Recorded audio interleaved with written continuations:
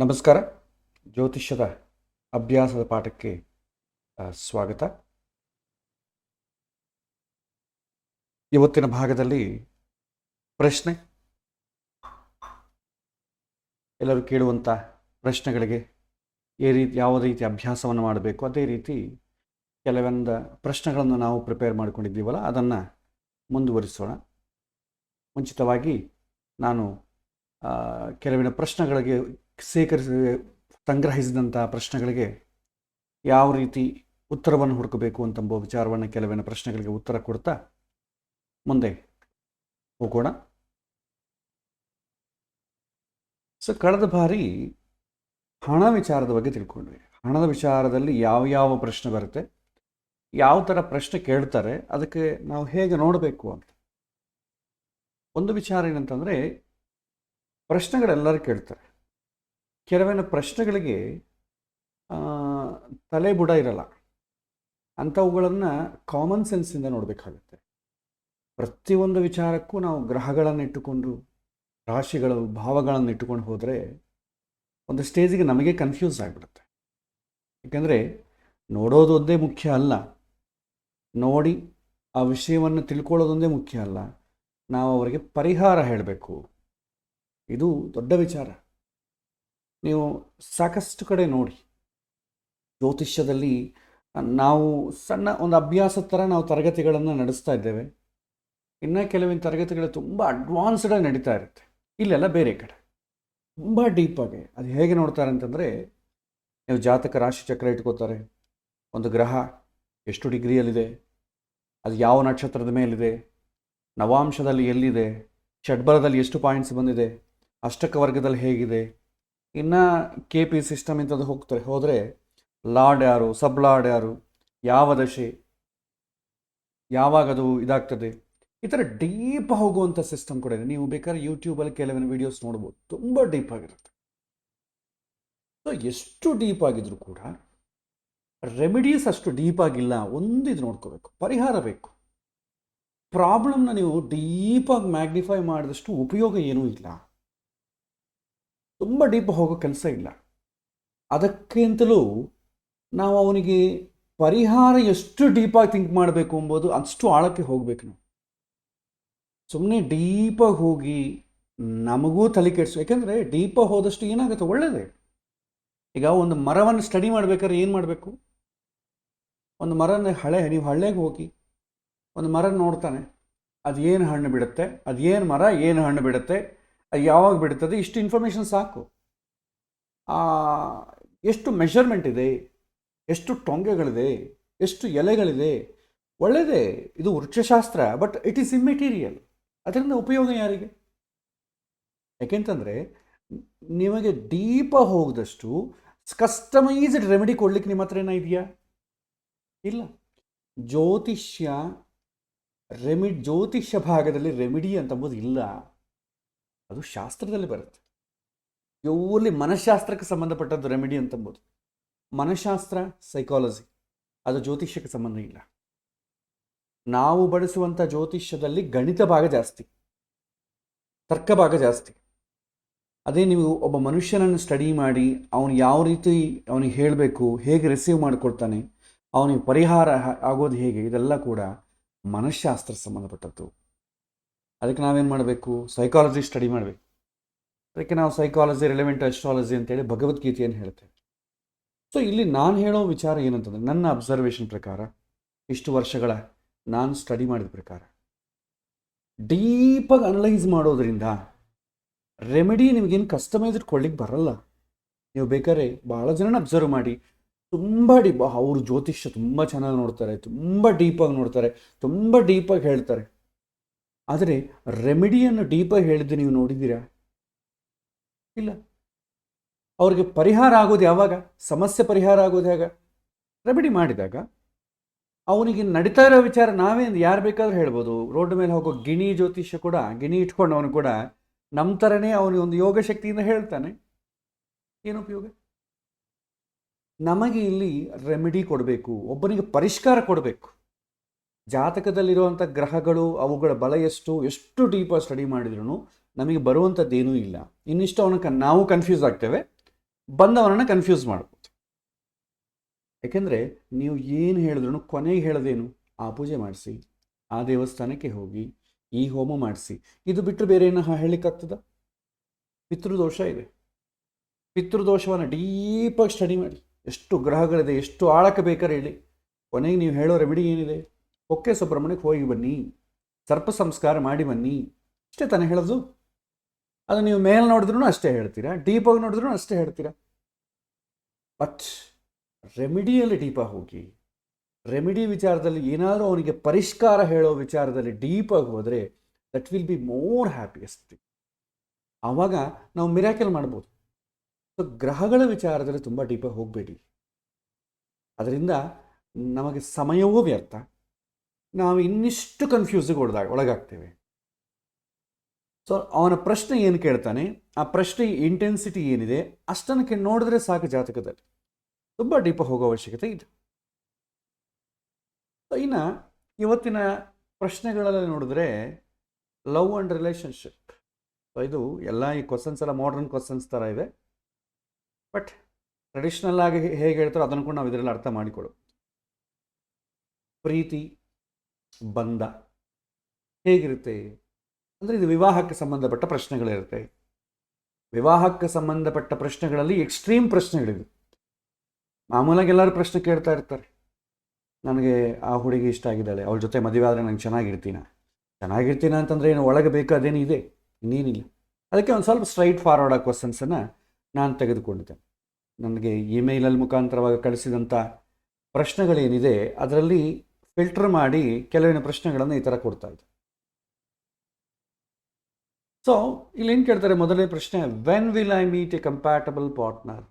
ಈ ಥರ ಪ್ರಶ್ನೆ ಕೇಳಿದ್ರೆ ಏನು ಉತ್ತರ ಕೊಡಬೇಕು? ಈ ಪ್ರಶ್ನೆ ಕೇಳಿದ್ವಿ, ನನ್ನ ಮಗನಿಗೆ ಮದುವೆ ಯಾವಾಗ ಆಗುತ್ತೆ, ಮಗಳಿಗೆ ವರ ಮಗಳು ಎಲ್ಲಿಂದ ಬರುತ್ತೆ, ಇದೆಲ್ಲ ಕೂಡ ಸೇಮ್ ಕ್ವಶನ್ಸೇ.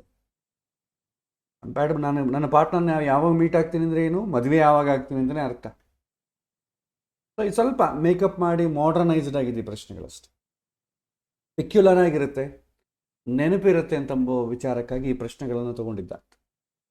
ಸೊ ಮದುವೆ ಯಾವಾಗ ಆಗುತ್ತೆ? ಸೊ ಮದುವೆ ಯಾವಾಗ ಆಗುತ್ತೆ ಅಂತಂದರೆ ನಾವೇನು ನೋಡ್ತೇವೆ? ಮೊದಲು ಜಾತಕದಲ್ಲಿ ಮದುವೆ ಯೋಗ ಹೇಗಿದೆ ಅಂತ ನೋಡ್ತೇವೆ. ಮದುವೆ ಯೋಗ ಹೆಂಗೆ ನೋಡ್ತೇವೆ? ಸಪ್ತಮ ಸ್ಥಾನ, ಸಪ್ತಮಕಾರಕ, ಸಪ್ತಮಾಧಿಪತಿ. ಸಪ್ತಮಾಧಿಪತಿ ಪುಣ್ಯವನ್ನು ಸೂಚನೆ ಮಾಡ್ತಾನೆ. ಸಪ್ತಮಕಾರಕ ವೈವಾಹಿಕ ಜೀವನದಲ್ಲಿ ಎಷ್ಟು ಸುಖ ಹೇಗೆ ಪಡ್ತಾನೆ ಅಂತ ಸೂಚನೆ ಮಾಡ್ತದೆ. ಸಪ್ತಮ ಸ್ಥಾನ ಬರುವಂಥ ಪಾರ್ಟ್ನರ್ ಮನಿತನ ಹೇಗಿರುತ್ತೆ ಅಂತ ಸೂಚನೆ ಮಾಡ್ತದೆ. ಶುಭಗ್ರಹಗಳ ಸಂಬಂಧ ಬಂದರೆ ಅನುಕೂಲ, ಪಾಪಗ್ರಹಗಳ ಸಂಬಂಧ ಬಂದರೆ ಪ್ರತಿಕೂಲ. ಫಸ್ಟು ಯೋಗ ಎಷ್ಟಿದೆ ಅಂತ ನೋಡಿ. ಯೋಗ ಇದ್ದರೆ ಆ ಯೋಗಕ್ಕೆ ತಕ್ಕಂತೆ ಅವುಗಳ ದಶಾಕಾಲದಲ್ಲಿ ಸಪ್ತಮ ಸ್ಥಾನದಲ್ಲಿರುವಂಥ ಗ್ರಹಗಳ ದಶೆಯಲ್ಲಾಗಲಿ, ಸಪ್ತಮಾಧಿಪತಿಯ ದಶೆ ಆಗಲಿ, ಕಳತ್ರಕಾರಕನಾದಂಥ ಶುಕ್ರನ ದಶೆಯಲ್ಲಾಗಲಿ ವಿವಾಹ ವಿಚಾರವೆಲ್ಲ ಕೂಡ ಟ್ರಿಗರ್ ಆಗ್ತಾ ಇರುತ್ತೆ. ಯಾರೋ ಬಂದು ಕೇಳ್ತಾ ಇದ್ದಾರೆ, ಏನು ಇನ್ನೂ ಮದುವೆ ಮಾಡಿಲ್ವ ನೀವು ನಿಮ್ಮ ಮಗಳಿಗೆ, ಅಥವಾ ಇಲ್ಲೊಂದು ಸಂಬಂಧ ಇದೆ ಹೋಗಿ, ಈ ಥರ ಮೇಲೆ ಮೇಲೆ ಮೇಲೆ ಬರ್ತಾ ಇರುತ್ತೆ. ಅವ್ರಿಗೆ ಇನ್ನು ನಾವು ನಮ್ಮ ಹುಡುಗಿ ಮದುವೆ ಮಾಡಬೇಕು ಅಂತ ಅಂದ್ಕೊಳ್ತಾ ಇಲ್ಲದ್ರೂ ಕೂಡ ದಶೆ ಬಂದುಬಿಟ್ರೆ ಎಲ್ಲರೂ ಈ ರೀತಿ ನಿಮಗೆ ಇನ್ಫಾರ್ಮೇಷನ್ ಕೊಡ್ತಾ ಇರ್ತಾರೆ. ದಶೆ ಬರಲಿಲ್ಲ ಅಂತಂದರೆ ನೀವೆಷ್ಟು ಹುಡುಕಿರೋ ಸಂಬಂಧಗಳು ಬರಲ್ಲ. ದಶೆ ಏನು ಮಾಡುತ್ತೆ, ನಿಮಗೆ ಯಾವಾಗ ಆಪರ್ಚುನಿಟಿ ಸಿಗುತ್ತೆ, ನಿಮ್ಮ ವಾತಾವರಣ ಯಾವಾಗ ಡೆವಲಪ್ ಆಗುತ್ತೆ, ಎನ್ವೈರ್ಮೆಂಟ್ ನಿಮ್ಮ ವಿಷಯಕ್ಕೆ ತಕ್ಕಂತೆ ಎನ್ವೈರ್ಮೆಂಟ್ ಕ್ರಿಯೇಟ್ ಆಗುತ್ತೆ. ಆಕ್ಸೆಪ್ಟೆನ್ಸ್ ಮಾಡೋದು ಬಿಡೋದು ನಿಮ್ಮ ಇಷ್ಟ. ವಿವಾಹ ದಶೆ ಬಂತು ಅಂದರೆ ಬಲವಂತವಾಗಿ ಏನು ಭಗವಂತ ನಿಮಗೆ ಕೊಟ್ಟು ಮದುವೆ ಮಾಡಲ್ಲ, ಆಪರ್ಚುನಿಟಿ ಕೊಡ್ತಾನೆ. ಮಾಡಿಕೊಳ್ಳೋದು ಬಿಡೋದು ನಿಮ್ಮ ಇಷ್ಟ, ಬಟ್ ಯೋಗ ಅಂತೂ ಬರುತ್ತೆ. ಹಾಗಾಗಿ ನಿಮಗೆ ದಶೆ ನೋಡಿ ಯಾವಾಗ ಅವರಿಗೆ ಅವಕಾಶ ಸಿಗುತ್ತೆ ಅಂತ ಹೇಳ್ಬೋದು. ವಿವಾಹಕ್ಕೆ ಸಂಬಂಧಪಟ್ಟ ದಶೆ ನೋಡಿ ಯಾವಾಗ ಆಗುತ್ತೆ. ಪ್ರಾಬಬಲಿ ಕೆಲವೊಂದು ಜನಕ್ಕೆ ಸಂಬಂಧಗಳು ಬರ್ತಾ ಇರುತ್ತೆ, ಆದರೆ ಏನಾಗುತ್ತೆ, ಅವನು ನಾನು ಬೇಡ, ಅದಿಷ್ಟ ಇಲ್ಲ, ಇದು ಇಷ್ಟ ಇಲ್ಲ, ಈ ಥರ ಹೇಳ್ಕೊತ ಹೋಗ್ತಾ ಇರ್ತಾರೆ. ಇದು ಕೂಡ ಒಂದು ಪ್ರಾಬ್ಲಮೇ. ಸೊ ಆ ಸಮಯದಲ್ಲಿ ಏನು ಮಾಡಬೇಕು, ಅವ್ರು ಎಸ್ ಅನ್ನಬೇಕಾದ್ರೆ ಅಥವಾ ಎಲ್ಲರೂ ಓಕೆ ಅನ್ನುವಂಥ ಎನ್ವೈರ್ಮೆಂಟ್ ಯಾವಾಗ ಬರುತ್ತೆ, ಗೋಚಾರವನ್ನು ನೋಡಿ. ಜಾತಕದಲ್ಲಿ ಸಪ್ತಮಾಧಿಪತಿಯಾದಂಥ ಗ್ರಹ ಚೆನ್ನಾಗಿರಬೇಕು. ಜಾತಕದಲ್ಲಿ ಸಪ್ತಮ ಸ್ಥಾನ ಚೆನ್ನಾಗಿದ್ದು, ಸಪ್ತಮಕ್ಕೆ ಸಂಬಂಧಪಟ್ಟ ದಶಗಳು ಆಪರೇಟ್ ಆಗ್ತಾ ಇದ್ದು, ಜಾತಕದಲ್ಲಿರುವಂಥ ಸಪ್ತಮಾಧಿಪತಿ ಗೋಚಾರದಲ್ಲಿ ಒಳ್ಳೆ ಪೊಸಿಷನ್ ಆಗಿದ್ದರೆ, ಜಾತಕದಲ್ಲಿ ಸಪ್ತಮಾಧಿಪತಿ ಶನಿ ಆಗಿದ್ದ ಅಂತ ಅಂದ್ಕೊಳ್ಳೋಣ. ಗೋಚಾರದಲ್ಲಿ ಶನಿಗೆ ಉತ್ತಮವಾದ ಸ್ಥಾನಗಳು ಯಾವುದು? 3, 6, 11. ಗೋಚಾರದಲ್ಲಿ ಶನಿ 3, 6, 11 ಸ್ಥಾನಗಳಲ್ಲಿದ್ದು ಅಥವಾ ಬೇರೆ ಸ್ಥಾನಗಳಲ್ಲಿದ್ರೂ ವಿಪರೀತ ವೇದ ಅಂತ ಎಂಬ ಒಂದು ಕಾನ್ಸೆಪ್ಟ್ ಇದಲ್ವಾ, ಆ ವಿಪರೀತ ವೇದ ಇದ್ದರೆ, ಜೊತೆಗೆ ಗೋಚಾರದಲ್ಲಿ ಗುರುಬಲ ಇರಬೇಕು. ಗುರುಬಲ ಅಂತ ನಾವು ಭಾಳ ಸಲ ಫೋಕಸ್ ಮಾಡ್ತಿದ್ವಿ. ಗುರುಬಲ ಅಂತಂದರೆ ತತ್ಕಾಲಕ್ಕೆ ಅವನಿಗೆ ಪುಣ್ಯ, ಅವನು ಎಸ್ ಅನ್ಲಿಕ್ಕೆ ಬೇಕಾದ ಪುಣ್ಯ, ಶುಭ ಕಾರ್ಯಗಳು ನಡಲಿಕ್ಕೆ ಬೇಕಾದಂಥ ವ್ಯವಸ್ಥೆ. ಗುರುಬಲ ಇದ್ದು ಸಪ್ತಮಾಧಿಪತಿ ಗೋಚಾರದಲ್ಲಿ ವೆಲ್ ಪೊಸಿಟೆಡ್ ಇದ್ದು ಅದೇ ಸಮಯದಲ್ಲಿ ದಶೆ ಆಪರೇಟ್ ಆಗ್ತಾ ಇದ್ದರೆ ಖಂಡಿತವಾಗಿಯೂ ವಿವಾಹ ಆಗತ್ತೆ ಅಂತ ನಾವು ಒಂದು ಕನ್ಕ್ಲೂಷನ್ ಬರ್ಬೋದು. ಯಾಕಂದರೆ ಸಂಬಂಧಗಳು ಬರ್ತಾ ಇದೆ, ಇವನು ಎಸ್ಸು ಅಂತಾನೆ. ಇನ್ನು ಸ್ಟಾಪಿಂಗ್ ಇಶ್ಯೂ ಏನಿದೆ?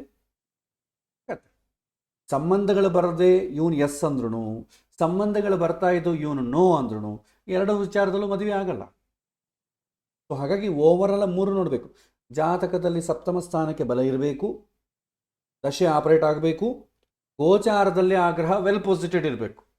ಈ ಥರ 3 ಇದ್ರೇ ವಿವಾಹ ಆಗುತ್ತೆ. ಯಾವುದೋ ಒಂದು ಜಾತಕವನ್ನು ನೋಡ್ಬಿಟ್ಟು, ಒಂದು ದಶೆಯನ್ನು ನೋಡ್ಬಿಟ್ಟು, ಒಂದು ಗೋಚಾರನ ನೋಡ್ಬಿಟ್ರು ಆಗಲ್ಲ. 3 ಸಮನ್ವಯ ಮಾಡಿ ಹೇಳಬೇಕು. ಆವಾಗ ನಿಮ್ಗೆ ಈ ಸಮಯದಲ್ಲಿ ಮದುವೆ ಆಗ್ತದೆ, ಈ ಸಮಯದಲ್ಲಿ ಕಂಪ್ಯಾಟಬಲ್ ಪಾರ್ಟ್ನರ್ ಬರ್ತಾನೆ. ಕಂಪ್ಯಾಟಬಲ್ ಪಾರ್ಟ್ನರ್ ಅಂದರೆ ಅಲೈನ್ಸಸ್ ಬರ್ತಾ ಇರ್ತದೆ, ಅದು ಯಾವುದು ಸೆಟ್ ಆಗಿಲ್ಲ ಕಂಪ್ಯಾಟಬಿಲಿಟಿಯಲ್ಲಿ. ಒಂದೇ ಜಾತಕ ಮ್ಯಾಚ್ ಆಗಿಲ್ಲ, ಒಂದೇ ಇವ್ರಿಗೆ ಇಷ್ಟ ಆಗಿಲ್ಲ, ಇದೆರಡೂ ಕೂಡ ಇನ್ಕಂಪ್ಯಾಟಬಲ್ ಆಗಿ. ಸೊ ಜಾತಕವೂ ಚೆನ್ನಾಗಿರಬೇಕು, ಇವ್ರಿಗೆ ಇಷ್ಟವೂ ಆಗಬೇಕು ಅಂತಂದರೆ ದಶೆ ಚೆನ್ನಾಗಿದ್ದರೆ ಒಳ್ಳೆ ಜಾತಕ ಬರ್ತದೆ, ದಶೆ ಚೆನ್ನಾಗಿಲ್ಲದ್ರೆ ಒಳ್ಳೆ ಜಾತಕ, ಇವ್ರಿಗೆ ಕಂಪ್ಯಾಟಬಲ್ ಜಾತಕ ಬರಲ್ಲ. ಗೋಚಾರ ಚೆನ್ನಾಗಿದ್ದರೆ ಇವ್ರಿಗೆ ಇಷ್ಟ ಆಗ್ತದೆ, ಇಲ್ಲ ಗೋಚಾರ ಚೆನ್ನಾಗಿಲ್ಲ ಅಂದರೆ ಇವ್ರಿಗೆ ಇಷ್ಟ ಆಗಲ್ಲ. ಸೊ ಒಳ್ಳೆ ಜಾತಕವೂ ಬರಬೇಕು, ಪ್ಲಸ್ ಮ್ಯಾಚು ಆಗಬೇಕಂದ್ರೆ ದಶೆ ಗೋಚಾರ ಎರಡು ಚೆನ್ನಾಗಿರಬೇಕು. ಇದು ಯಾವಾಗ ಆಗುತ್ತೆ ಅಂತ ನೀವು ನೋಡಬೇಕು. ಇವರಿಗೆ ಜಾತಕದಲ್ಲಿ ಯೋಗ ಹೇಗಿದೆ, ಸಪ್ತಮಾಧಿಪತಿ ಬಲ ಹೇಗಿದೆ ಅಂತ ನೋಡಿ. ನಂತರ ದಶೆ, ಸಪ್ತಮಕ್ಕೆ ಸಂಬಂಧಪಟ್ಟ ಯಾವುದಾದ್ರೂ ದಶೆ ಆಪರೇಟ್ ಆಗ್ತಾ ಇದೆಯಾ? ಸಪ್ತಮಾಧಿಪತಿ ದಶೆ ಆಗ್ಬೋದು, ಸಪ್ತಮದಲ್ಲಿರುವಂಥ ಗ್ರಹದ ದಶೆ ಆಗ್ಬೋದು, ಶುಕ್ರನ ದಶೆ ಆಗ್ಬೋದು, ಯಾವುದಾದ್ರೂ ಆಪರೇಟ್ ಆಗ್ತಾ ಇದೆಯಾ? ಇಫ್ ಇಟ್ ಈಸ್, ಯಾವಾಗ ಆಪರೇಟ್ ಆಗುತ್ತೆ ನೋಡ್ಕೊಳ್ಳಿ, ಮುಂದೆ ಯಾವಾಗ ಆಪರೇಟ್ ಆಗ್ಬೋದು. ಅದೇ ಆಪರೇಟ್ ಆಗೋ ಸಮಯದಲ್ಲೇ ಗೋಚಾರದಲ್ಲಿ ಸಪ್ತಮಾಧಿಪತಿ ವೆಲ್ ಪೊಸಿಟೆಡ್ ಆಗಿರ್ಬೇಕು. ಮತ್ತೊಂದು ರೂಲು ಇದೆ, ಈ ಗೋಚಾರದಲ್ಲಿ ಲಗ್ನ ಇದಲ್ವಾ, ಲಗ್ನವನ್ನು ನಾವು ನೋಡಲ್ಲ, ಬರೀ ಜನ್ಮರಾಶಿಯನ್ನು ಮಾತ್ರ ನೋಡ್ತೇವೆ ಇಷ್ಟವರೆಗೂ. ಗೋಚಾರದಲ್ಲಿ ಕೂಡ ಒಂದು ಲಗ್ನ ಇರುತ್ತಲ್ವ, ಆ ಲಗ್ನದಿಂದ ಸಪ್ತಮ ಸ್ಥಾನಕ್ಕೆ ಶುಭ ಗ್ರಹಗಳು ಟ್ರಾನ್ಸಿಟ್ ಆದರೂ ಕೂಡ, ಗೋಚಾರದಲ್ಲಿ ಒಂದು ಲಗ್ನ ಇದೆ, ಅಲ್ಲಿಂದ ಸಪ್ತಮ ಸ್ಥಾನಕ್ಕೆ ಸಾರಿ ಒಂದು ಸಣ್ಣ ಕನ್ಫ್ಯೂಷನ್, ಗೋಚಾರದಲ್ಲಿ ಲಗ್ನ ಬದಲಾಗ್ತಾ ಇರುತ್ತೆ ಅದಲ್ಲ, ಜಾತಕದಲ್ಲಿ ನಾವು ಜನ್ಮರಾಶಿಯನ್ನು ನೋಡಿರ್ತಾನೆ, ಗೋಚಾರ ಚಕ್ರದಲ್ಲಿ ಜನ್ಮರಾಶಿಯಿಂದ ಗ್ರಹಗಳು ಹೇಗಿದೆ ಅಂತಂಬೋದು ನಾವು ನೋಡಿದ್ವಿ. ಅದೇ ರೀತಿ ಜನ್ಮ ಲಗ್ನದಿಂದ ಕೊಂಡು ನೋಡಬೇಕು. ಈಗ ಸಪೋಸ್ ವೃಷಭ ಲಗ್ನ ಆಯಿತು ಅಂತ ಅಂದ್ಕೊಳ್ಳಿ, ಹುಟ್ಟಿದಾಗ ಗೋಚಾರ ಚಕ್ರದಲ್ಲಿ ಕೂಡ ವೃಷಭ ಲಗ್ನವನ್ನೇ ಇಟ್ಟುಕೊಂಡು ಸಪ್ತಮ ಸ್ಥಾನದಲ್ಲಿ ಯಾವುದಾದ್ರೂ ಶುಭಗ್ರಹಗಳ ಸಂಚಾರವಾದರೆ ಆವಾಗ ಕೂಡ ಮದುವೆ ಆಗ್ತದೆ. ಇದು ಒಂದು ರೂಲ್ ಇಟ್ಕೊಳ್ಳಿ. ಜನ್ಮರಾಶಿಯಿಂದ ಸಪ್ತಮಾಧಿಪತಿ ವೆಲ್ ಪೊಸಿಟೆಡ್ ಇರಬೇಕು, ಅಥವಾ ಜನ್ಮಲಗ್ನದಿಂದ ಗೋಚಾರದಲ್ಲಿ ಸಪ್ತಮ ಸ್ಥಾನಕ್ಕೆ ಶುಭ ಗ್ರಹಗಳ ಸಂಚಾರ ಆಗಬೇಕು, ಆ ಸಮಯದಲ್ಲಿ ಕೂಡ ಮದುವೆ ಆಗ್ತದೆ. ಇದನ್ನು ಮತ್ತೆ ನಿಧಾನವಾಗಿ ಬರೆದಿಟ್ಕೊಳ್ಳಿ. ಈ 4 ಕಂಡೀಷನ್ಸ್ ಒಬೇ ಆದರೆ ಆ ಪ್ರಾಬಬಲ್ ಆ ಮಂತು ವಿತಿನ್ 3 ಮಂತ್ಸ್ ಹೇಳ್ಬೋದು. ಮಿನಿಮಮ್ 3 ಮಂತ್ಸ್, ಮ್ಯಾಕ್ಸಿಮಮ್ 1 ಇಯರ್ ಅಥವಾ 1.5 ಇಯರ್ 2 ಇಯರ್ಸ್ ಒಳಗೂ ಹೇಳ್ಬೋದು. ಈ ವರ್ಷ ಗುರುಬಲ ಇಲ್ಲ, ಬರೋ ವರ್ಷ ಆಗುತ್ತೆ ಅಂತ ಹೇಳಿ ತೊಂದರೆ ಇಲ್ಲ. ನೆಕ್ಸ್ಟ್ ಮಂತೇ ಆಗುತ್ತೆ ಅಂತ ಹೇಳಲಿಕ್ಕೆ ಹೋಗಬೇಡಿ. ಒಂದು 3 ಮಂತ್, ಮಿನಿಮಮ್ 3 ಮಂತ್ಸನ್ನು ಇಟ್ಕೊಳ್ಳಿ. So 3 months to 1 year 1.5 year ಒಳಗೆ ನೀವು ಹೇಳ್ಬೋದು. ಇನ್ನೂ ತುಂಬ ಲೇಟ್ ಆಯ್ತು ಅಂದ್ಕೊಳ್ಳಿ, ಏನ್ರಿ ಇನ್ನೂ 3 ವರ್ಷ ಮದುವೆ ಆಗಿಲ್ವ ಅಂತ ಕೇಳ್ತಾರೆ. ಸೊ ಹಾಗಾಗಿ ನೀವು ಪ್ರತ್ಯಂತರ ದಶೆಯನ್ನು ನೋಡಬೇಕಾಗುತ್ತೆ. ದಶೆ ಅಂತರ್ದಶೆ ಸ್ವಲ್ಪ ಲಾಂಗ್ ತಗೊಳುತ್ತೆ, ಪ್ರತ್ಯಂತರ ದಶೆ ತಗೊಳ್ಳಿ. ಹೀಗೆ ನಾವೇನು ಮಾಡ್ತೇವೆ, ಯಾವಾಗ ಒಂದು ಮದುವೆ ಆಗ್ತದೆ, ನನಗೆ ಕಂಪ್ಯಾಟಬಲ್ ಪಾರ್ಟ್ನರ್ ಯಾವಾಗ ಬರ್ತಾರೆ, ನನಗೆ ಮದುವೆ ಆಗೋ ಯೋಗ ಇದೆಯಾ ಇತ್ಯಾದಿ ಯಾವ ಪ್ರಶ್ನೆಗಳು ಕೇಳಿದ್ರೂ ಉತ್ತರ ಇದೆ. ಇದನ್ನು ಸ್ವಲ್ಪ ಅಭ್ಯಾಸ ಮಾಡಿ. ಭಾಳ ಜನ ಕೇಳೋ ಪ್ರಶ್ನೆಗಳೇ ಇವೆ, ನಂಗೆ ಯಾವ ಮದುವೆ ಆಗುತ್ತೆ, ನನ್ನ ಮಗಳಿಗೆ ಯಾವ ಮದುವೆ ಆಗ್ತದೆ, ಯೋಗ ಇದೆಯಾ, ಅಸಲು ಯೋಗ ಇದೆಯಾ ಅಂದರೆ ಜಾತಕ ನೋಡಿ, ಸಂಬಂಧಗಳು ಬರಬೇಕು ಅಂದರೆ ದಶೆ ನೋಡಿ, ಇವ್ರು ಎಸ್ ಅನ್ನಬೇಕಾದ್ರೆ ಗೋಚಾರ ನೋಡಿ. ಆದರೆ ಮದುವೆ ಅಂದರೆ 3 ಇರ್ಬೇಕು ತಾನೆ, ಅದಕ್ಕೆ ಒಂದನ್ನು ಬಿಟ್ಟು ಅಂತ ನೋಡಬೇಡಿ. ನೋಡಿದರೆ 3 ನೋಡಬೇಕು, ಇಲ್ಲದ್ರೆ ಯಾವುದು ನೋಡ್ಲಿಕ್ಕೆ ಹೋಗಬೇಡಿ. ಒಂದೊಂದು ನೋಡು ಓರಿ ಒಂದು ನೋಡಿದ್ರೆ ಅಂದ್ಕೊಳ್ಳಿ, ನಿಮಗೆ ಕನ್ಫ್ಯೂಸ್ ಆಗ್ತದೆ. ಸೊ ಇದು ಮೊದಲನೆಯ ಪ್ರಶ್ನೆಗೆ ಉತ್ತರ.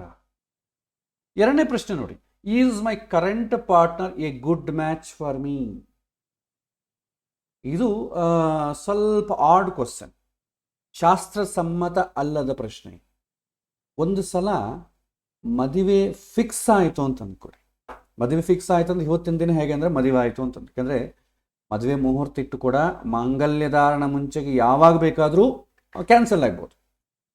ನಮಗೆ ಆ ಹುಡುಗ ಬೇಡ, ಆ ಹುಡುಗಿ ಬೇಡ, ನಾನು ಮದುವೆ ಮಾಡ್ಕೊಳ್ಳಲ್ಲ, ನಾನು ಬೇರೆ ಸಂಬಂಧ ನೋಡ್ತೀನಿ, ನಾನು ಲವ್ ಮಾಡಿದ್ದೀನಿ, ನಂಗೆ ಆ ಹುಡುಗನೇ ಬೇಕು. ಯಾವಾಗ ಹೇಳ್ತಾರೆ, ಇನ್ನೇನು ಮದುವೆ ಕಾರ್ಡ್ಸ್ ಎಲ್ಲ ಹೊಡಿಸ್ಬಿಟ್ಟಿರ್ತಾರೆ, ಇನ್ನೊಂದು ವಾರ ಮದುವೆ ಅಂದರೆ ಹೇಳ್ತಾರೆ. ಇತ್ತೀಚೆಗೆ ಇಂಥದ್ದು ಭಾಳ ಆಗಿವೆ. ಸೊ ಈ ಥರ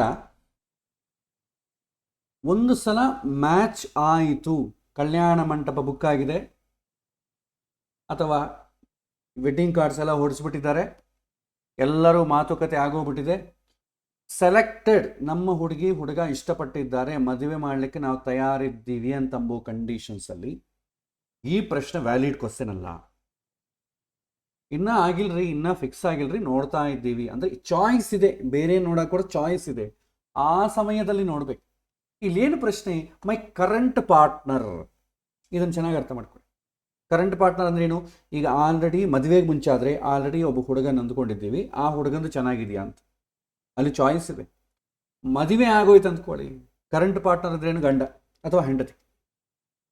ಅವನು ನನಗೆ ಗುಡ್ ಮ್ಯಾಚ್ ಹೌದೋ ಅಲ್ವೋ? ಮದುವೆ ಮಾಡ್ಕೊಂಡ್ಮೇಲೆ ಆ ಪ್ರಶ್ನೆ ಏನು ಕತೆ? ಒಂದು ವೇಳೆ ಇದಕ್ಕೆ ಉತ್ತರ ಕೊಟ್ಟರೆ ಏನಾಗ್ತದೆ ಅಂದರೆ, ಮದುವೆ ಆದ ಮೇಲೆ ಕೂಡ ನೀವು ಕಂಪ್ಯಾಟಬಿಲಿಟಿ, ಅಯ್ಯೋ ಇಬ್ಬರಿಗೂ ಗ್ರಹ ಮೈತ್ರಿ ಇಲ್ಲಲ್ರಿ, ಯಾಕೆ ಮದುವೆ ಮಾಡ್ಕೊಂಡ್ರಿ ಅಂತ ಪ್ರಶ್ನೆ ಹೇಳಿದ್ ಅಂದ್ಕೊಳ್ಳಿ, ನೆಕ್ಸ್ಟ್ ಟೈಮ್ ಅವ್ರು ಏನಾದರೂ ಗಲಾಟೆ ಬಂತು ಅಂದ್ಕೊಳ್ಳಿ, ಅದೇ ತಲೆ ಓಡಾಡ್ತಾ ಇದೆ, ಆ ಜ್ಯೋತಿಷ್ಯ ಹೇಳಿದ ಗ್ರಹ ಮೈತ್ರಿ ಇಲ್ವಂತೆ, ಆ ಜ್ಯೋತಿಷ್ಯ ಹೇಳಿದ ಗ್ರಹ ಮೈತ್ರಿ ಇಲ್ವಂತೆ. ಕೊನೆಗೆ ಒಂದು ಎಂಬ್ಯಾರಸಿಂಗ್ ಸಿಚುವೇಶನ್ ಬಂತು ಅಂದ್ಕೊಡಿ, ಅಥವಾ ತುಂಬ ಹಾರ್ಡ್ ಪ್ರಾಬ್ಲಮ್ ಬಂದಾಗ, ಯಾಕೋ ಜಾತಕ ಮ್ಯಾಚ್ ಆಗ್ತಾ ಇಲ್ಲ, ಇವ್ರು ಯಾಕೆ ಬೇಕಾಗಿದೆ, ನೀನು ನಂಗೆ ಬೇಕಾಗಿಲ್ಲ, ಡೈವರ್ಸ್ ಕೊಡ್ತೀನಿ ಅಂತ. ಸೊ ಅವರಿಬ್ಬರ ವಿಚ್ಛೇದನಕ್ಕೆ ಜ್ಯೋತಿಷ್ಯನೇ ಕಾರಣ ಆಗ್ತಾನೆ, ಶಾಸ್ತ್ರ ಯಾವತ್ತಿಗೂ ಕಾರಣ ಆಗೋದಿಲ್ಲ. ಅದಕ್ಕೆ ಜ್ಯೋತಿಷ್ಯದಲ್ಲಿ ಇಂಥ ಪ್ರಶ್ನೆಗಳು ಡೀಲ್ ಮಾಡೋದಿಲ್ಲ. ಯಾವತ್ತಿಗೂ ಕೂಡ ಮದುವೆ ಆದ ಮೇಲಾಗಲಿ, ಮದುವೆ ಫಿಕ್ಸ್ ಆದ ಮೇಲಾಗಲಿ ನೀವು ಮ್ಯಾಚನ್ನು ಜಡ್ಜ್ ಮಾಡಲಿಕ್ಕೆ ಹೋಗಬಾರ್ದು. ದೈವೇಚ್ಛೆ, ಅವ್ರು ಆಲ್ರೆಡಿ ಒಪ್ಪಿಕೊಂಡ ಮೇಲೆ ಇನ್ನು ನಾವು ಅದನ್ನು ಏನೂ ಟಚ್ ಮಾಡಬಾರ್ದು. ಒಂದೊಂದ್ಸಲ ಮದುವೆ ವೆಡ್ಡಿಂಗ್ ಕಾರ್ಡ್ ತೊಗೊಂಡು ಬರ್ತಾರೆ, ಆಚಾರ್ಯ ಒಂದ್ಸಲ ಮುಹೂರ್ತ ನೋಡ್ರಿ ಚೆನ್ನಾಗಿದೆಯಾ ಇಲ್ವೋ ಅಂತ ಕೇಳ್ತಾರೆ. ಅದು ಕೂಡ ನೋಡುವ, ಎಲ್ಲ ಚೆನ್ನಾಗಿಟ್ಟಿರ್ತಾರೆ ಅಷ್ಟೇ, ಮತ್ತೆ ಮದುವೆ ಕಾರ್ಡ್ ಹೊಡಿಸಿದ್ಮೇಲೆ ಮತ್ತೆ ನೋಡೋಂಗಿಲ್ಲ, ಅದೆಲ್ಲ ನೀವು ಮುಂಚೆ ನೋಡ್ಕೋಬೇಕು. ಅಥವಾ ಆ ಮದುವೆ ಮುಹೂರ್ತ ಯಾರಾದರೂ ಇಟ್ಟಿರ್ತಾರೋ ಅವನ ಮೇಲೆ ನಂಬಿಕೆ ಇಲ್ಲ ಅಂತ ಆಗ್ತದೆ. ನಂಬಿಕೆ ಇಲ್ಲದ್ರೆ ಏನು ಜೀವನ ಏನಿದೆ, ಗುರುಗಳ ಮೇಲೆ ನಂಬಿಕೆ ಇಲ್ಲದ್ರೆ. ಹಾಗಾಗಿ ಒಂದು ಸಲ ಮುಹೂರ್ತ ಫಿಕ್ಸ್ ಆಗಿ ಸಂಕಲ್ಪ ಮಾಡಿ ಆ ಸಮಯದಲ್ಲಿ ನಾವು ಮದುವೆ ಮಾಡ್ತೇವೆ ಅಂದರೆ ಇನ್ನು ಅದು ಯಾವ ಕಾರಣಕ್ಕೂ ಮತ್ತೆ ರಿವರ್ಸ್ ನೋಡಬಾರ್ದು. ಅವರ ಏನು ಪ್ರಾರಬ್ಧ ಇರುತ್ತೆ ಹಾಗೆ ಆಗ್ತದೆ, ನಾವು ನೀವು ಯಾರು ಕೂಡ ಅದನ್ನು ಚೇಂಜ್ ಮಾಡಲಿಕ್ಕೆ ಆಗಲ್ಲ. ಸೊ ಹಾಗಾಗಿ this are the minimum ethics ಆಸ್ಟ್ರಾಲಜರಿಗೆ. ಸೊ ಈ ಮದುವೆಗೆ ಮುಂಚೆ ಆದರೆ ಏನೋ ನೀವು ಅಷ್ಟಕೂಟಗಳನ್ನು ನೋಡಿ, ಇಬ್ಬರು ಜಾತಕದಲ್ಲಿ ಗ್ರಹ ಮೈತ್ರಿ ನೋಡಿ, ಇಬ್ಬರು ಜಾತಕದಲ್ಲಿ ಸಪ್ತಮ ಸ್ಥಾನ ನೋಡಿ, ದೋಷಗಳನ್ನು ನೋಡಿ, ಇದೆಲ್ಲ ನೋಡಿ ನೀವು ಮ್ಯಾಚ್ ಮಾಡ್ಬೋದು. ಮದುವೆ ಆದ್ಮೇಲೆ ಏನು ನೋಡಬೇಕು? ಭಾಳ ಜನ ಉತ್ತರ ಕೊಡ್ತಾರೆ, ಮದುವೆ ಆದ ಮೇಲೆ ಕೂಡ ನಿಮ್ಗೆ ಏನಾದರೂ ಈ ಥರ ತೊಂದರೆ ಆದರೆ, ಇಲ್ಲ ರೀ ನೀವು ಮದುವೆ ಆದ ಮುಹೂರ್ತ ಸರಿ ಇಲ್ಲ, ಒಳ್ಳೆ ಮುಹೂರ್ತ ಕೊಡ್ತೇನೆ, ಇನ್ನೊಂದು ಸಲ ಮದುವೆ ಮಾಡ್ಕೊಂಡು ಅಂತ ಹೇಳ್ತಾರೆ. ಇತ್ತೀಚೆಗೆ ಇಂಥದ್ದು ಭಾಳ ಆಗ್ತಾ ಇದೆ. ಯಾಕೆಂತಂದರೆ ಎವ್ರಿಥಿಂಗ್ ಕಮರ್ಷಿಯಲ್. ಉದರ ಪೋಷಣಾರ್ಥವಾಗಿ ಇಷ್ಟು ಆಳಕ್ಕೆ ಇಳಿಬಾರದು. ಭಾಳ ಮಾರ್ಗಗಳಿದೆ ದುಡ್ಡು ಸಂಪಾದನೆ ಮಾಡಲಿಕ್ಕೆ, ಆದರೆ ಸಮಾಜವನ್ನು ಕನ್ಫ್ಯೂಸ್ ಮಾಡಿ ಈಸಿ ಮನೆಗೆ ಅಭ್ಯಾಸ ಆಗಬಾರ್ದು, ಅದು ನಮಗೂ ಕ್ಷೇಮ. ಹಾಗಾಗಿ ಯಾವುದೇ ಕಾರಣಕ್ಕೂ ಒಂದು ವಿವಾಹ ಫಿಕ್ಸ್ ಆಗಿ ಹೋಗಿದೆ ಅಂದರೆ ಮತ್ತೆ ಆ ಹುಡುಗನ ಬಗ್ಗೆ ಆಗಲಿ ಹುಡುಗಿ ಬಗ್ಗೆ ಆಗಲಿ ಯಾರಾದರೂ ಕೇಳಿದ್ರೆ ಅದನ್ನು ಜಡ್ಜ್ ಮಾಡಲಿಕ್ಕೆ ಹೋಗಬೇಡಿ. ಹೇಳ್ತಾರೆ ಭಾಳ ಜನ, ನಮ್ಮ ಮಗಳ ವಿವಾಹ ಹೇಗಿರುತ್ತೆ ಸ್ವಲ್ಪ ನೋಡಿ ಹೇಳ್ರಿ. ಮದುವೆ ಫಿಕ್ಸ್ ಆಗಿದೆಯಾ? ಆಗಿದೆ, ಇನ್ನು ನಾನು ನೋಡಲ್ಲ. ಫಿಕ್ಸ್ ಆದ ಮೇಲೆ ನೋಡಬಾರ್ದು, ಅದು ಜ್ಯೋತಿಷ್ಯದ ನಿಯಮ, ಮುಗಿದೋಯ್ತು ಅಲ್ಲಿಗೆ. ಅವನು ಏನನ್ನ ಪ್ರಾರ್ಥನೆ ಮಾಡಿಕೊಳ್ಳಿ, ನಾವು ಆ ಪಾಪವನ್ನು ಕಟ್ಟಿಕೊಳ್ಳಬಾರ್ದು.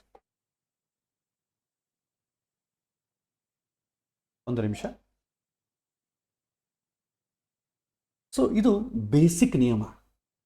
ಇದನ್ನು ನಾವು ಹೀಗೇ ಪರಿಪಾಲನೆ ಮಾಡ್ತಾ ಇದ್ದರೆ ಜ್ಯೋತಿಷ್ಯರಾಗಿ ನಾವೇ ತುಂಬ ಸಂತೋಷವಾಗಿರ್ತೇವೆ. ಇಲ್ಲದ್ರೆ ಜ್ಯೋತಿಷ್ಯನಾದವನು ಅವನ ಮದ್ದುಗಳನ್ನೆಲ್ಲ ಇಟ್ಟುಕೊಂಡು ಅವನಿಗೆ ಆರಾಮಿಲ್ಲದಂಥ ಜೀವನ ಆಗ್ತದೆ. ಮನೆಗೆ ಬೇಕಾದಷ್ಟು ಟ್ಯಾಬ್ಲೆಟ್ಸ್ ಇದೆ, ಔಷಧ ಇದೆ, ಆದ್ರೆ ರೋಗ ಮಾತ್ರ ಕಡಿಮೆ ಆಗ್ತಾ ಇಲ್ಲ, ಹಾಗಾಗ್ತದೆ ಪರಿಸ್ಥಿತಿ. ಹಾಗಾಗಿ ಇದನ್ನು ಇಟ್ಕೊಳ್ಬೇಕು. ಮದುವೆ ಆದಮೇಲೆ ಕೆಲವೊಂದು ಜನ ಗಲಾಟೆ ಮಾಡಿಕೊಂಡು ಜಗಳ ಆಡಿದಾಗೆಲ್ಲ ಬರ್ತಾರೆ, ಏನ್ರಿ ನಮ್ಮ ತುಂಬ ಗಲಾಟೆ ಮಾಡ್ತಾಳ್ರಿ ನನ್ನ ಹೆಂಡತಿ, ನನ್ನ ಗಂಡ ಹೇಳಿದ ಮಾತೇ ಕೇಳೋದಿಲ್ಲ. ಸ್ವಲ್ಪ ನಮ್ಮ ಜಾತಕ ನೋಡ್ರಿ ಇಬ್ಬರದು. ಅಡ್ಜಸ್ಟ್ ಮಾಡಿಕೊಳ್ಳೋ ವಿಚಾರದಲ್ಲಿ ಮಾತ್ರವೇ ನೋಡ್ತೇವೆ. ನೀವು ಏನನ್ನ ಜಾತಕದಲ್ಲಿ ನೋಡಿ, ಆದರೆ ಈ ಹೊಂದಾಣಿಕೆ ವಿಚಾರ ಅವ್ರಿಗೆ ಏನು ಹೇಳಬಾರ್ದು. ಆದರೆ ಇವರಿಬ್ಬರಲ್ಲಿ ಹೇಗೆ ಅಡ್ಜಸ್ಟ್ ಆಗಬೇಕು, ಮುಂದೆ ಹೇಗೆ ಒರಿಬೇಕು, ಆ ವಿಚಾರ ಮಾತ್ರವೇ ಅವ್ರಿಗೆ ತಿಳಿಸ್ಬೇಕು. ಬೇರೆ ಏನು ನಮ್ಮ ವಿವಾಹದ ಮ್ಯಾಚ್ ನೋಡ್ದಂಗೆ ಅವ್ರದ್ದು ನೋಡಬಾರ್ದು. ಬೇಕಾದ್ರೆ ನೀವು ನೋಡ್ಕೊಳ್ಳಿ, ಇವ್ರು ಅಲೈನ್ಸ್ ಆಗಿದೆ, ಇವ್ರು ಹೇಗೆ ಜೀವನ ಮಾಡ್ತಿದ್ದಾರೆ ಕನ್ಫರ್ಮ್ ಮಾಡ್ಕೊಳ್ಳಿಕ್ಕೆ ಬೇಕಾದ್ರೆ ನೀವು ಗ್ರಹ ಮೈತ್ರಿ ನೋಡ್ಕೊಳ್ರಿ, ಇದೆಲ್ಲ ನೋಡ್ಕೊಳ್ಳಿ. ಆದರೆ ಕೌನ್ಸಿಲಿಂಗ್ ಮಾಡೋಕೆ ಅವ್ರಿಗೆ ಹೇಳೋ ಕಾಲಕ್ಕೆ ಅಡ್ಜಸ್ಟ್ ಮಾಡ್ಕೊಂಡು ಹೋಗ್ಬೇಕ್ರಿ. ಈ ಸಮಯದಲ್ಲಿ ಹಿಂಗಿರುತ್ತೆ, ಬಟ್ ಸರಿ ಹೋಗುತ್ತೆ.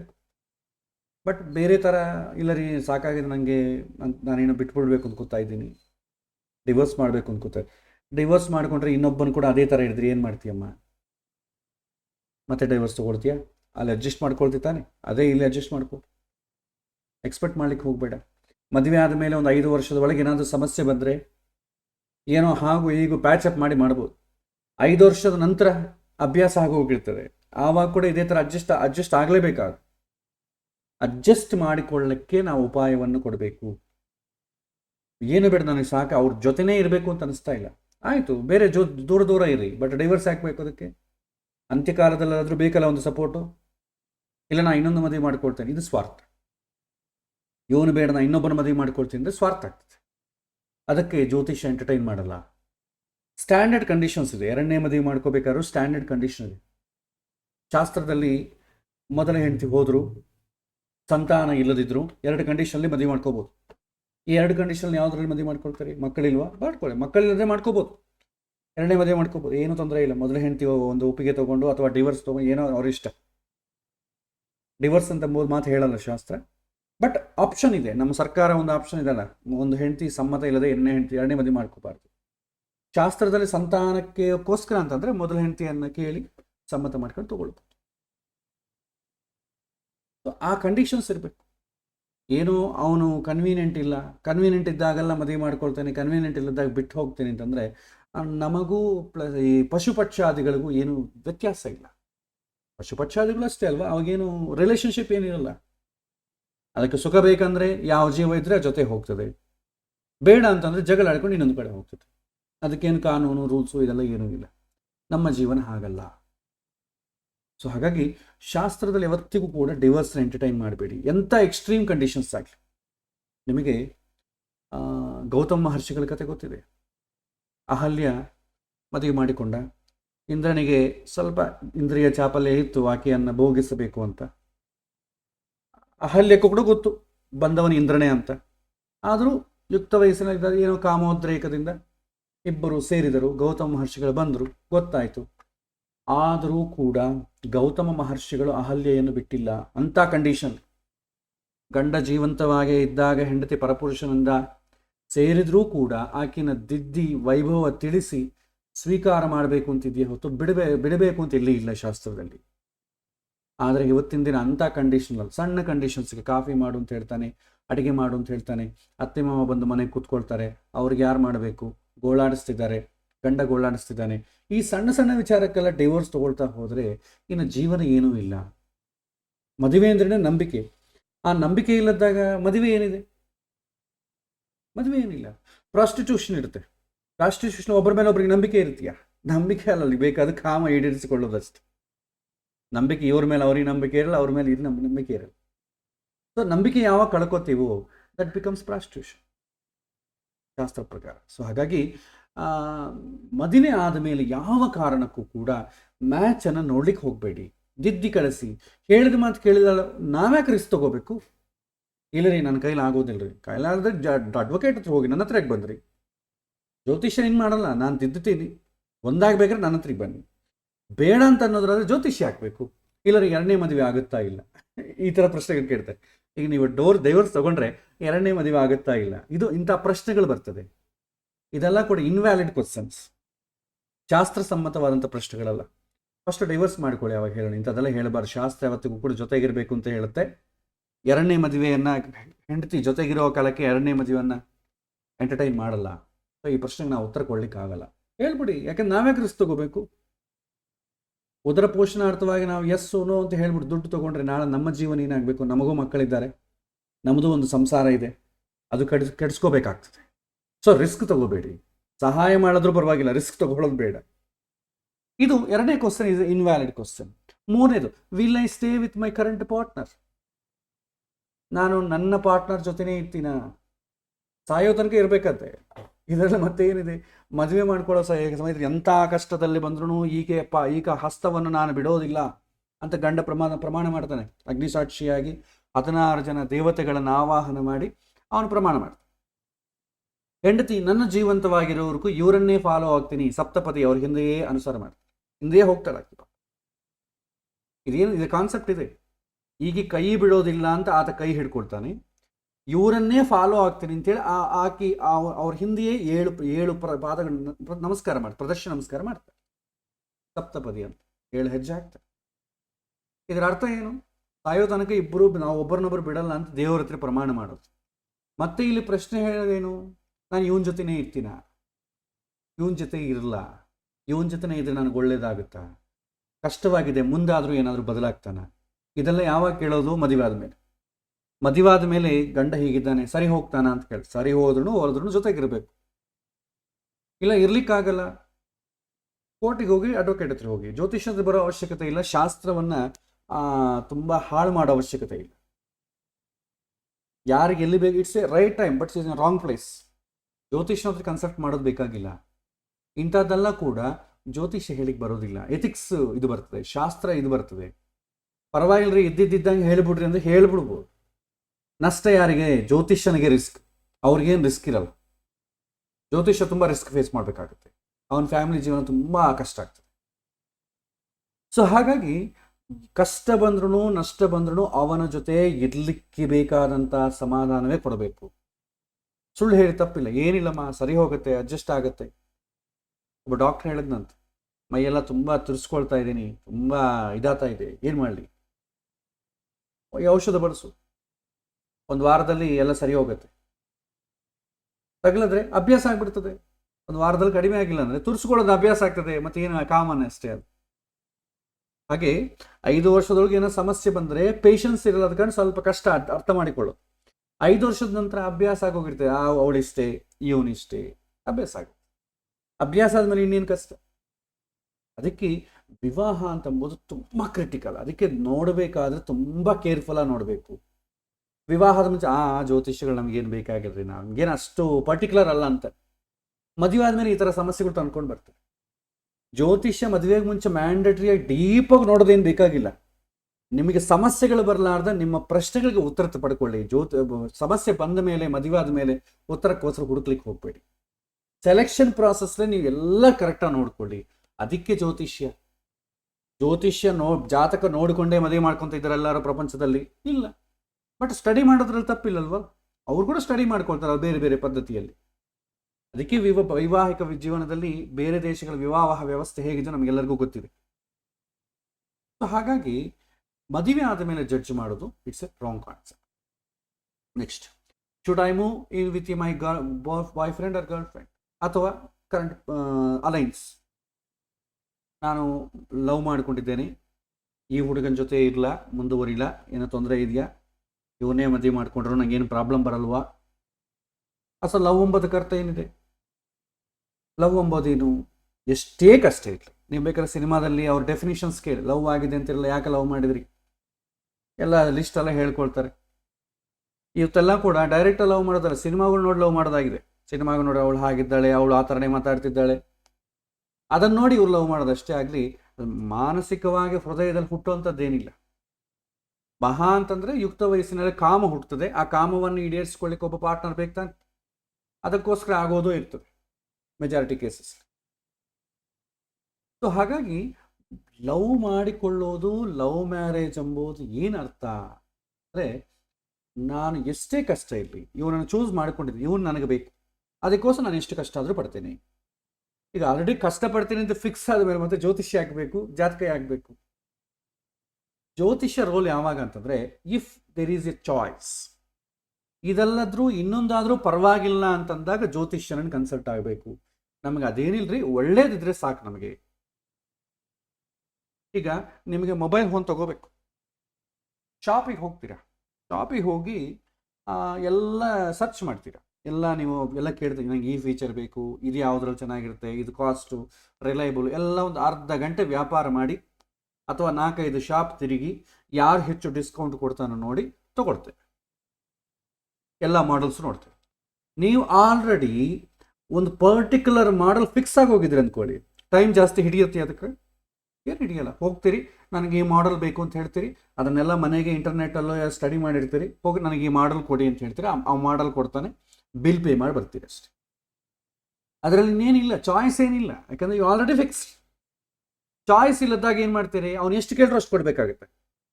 ಅವನು 3,000 ಅಂದರೆ 3,000, 5,000 ಅಂದರೆ 5,000, ಮಹಾ ಅಂತಂದ್ರೆ ಸ್ವಲ್ಪ ಕಡಿಮೆ ಮಾಡ್ಬೋದು. ಇಲ್ಲ ಬೇಡ ಅಂತಂದರೆ ಆಲ್ರೆಡಿ ವಿ ಆರ್ ಕಮಿಟೆಡ್, ನಮ್ಗೆ ಅದೇ ಬೇಕು. ಸೊ ಹಾಗಾಗಿ ಚಾಯ್ಸ್ ಇಲ್ಲದಾಗ ನಿಮಗೆ ಬೇರೆ ಆಪ್ಷನ್ ಇಲ್ಲ. ನಿಮಗೆ ಒಳ್ಳೆ ಹುಡುಗಿ ಬೇಕು ಅಥವಾ ಒಳ್ಳೆ ಹುಡುಗ ಬೇಕು, ಒಳ್ಳೆ ಕ್ವಾಲಿಟೀಸ್ ಇರೋನು ಬೇಕು ಅಂತಂದರೆ ನೀವು ಸರ್ಚ್ ಮಾಡಿ ಜ್ಯೋತಿಷ್ಯನನ್ನು ಅಪ್ರೋಚ್ ಆಗಬೇಕು.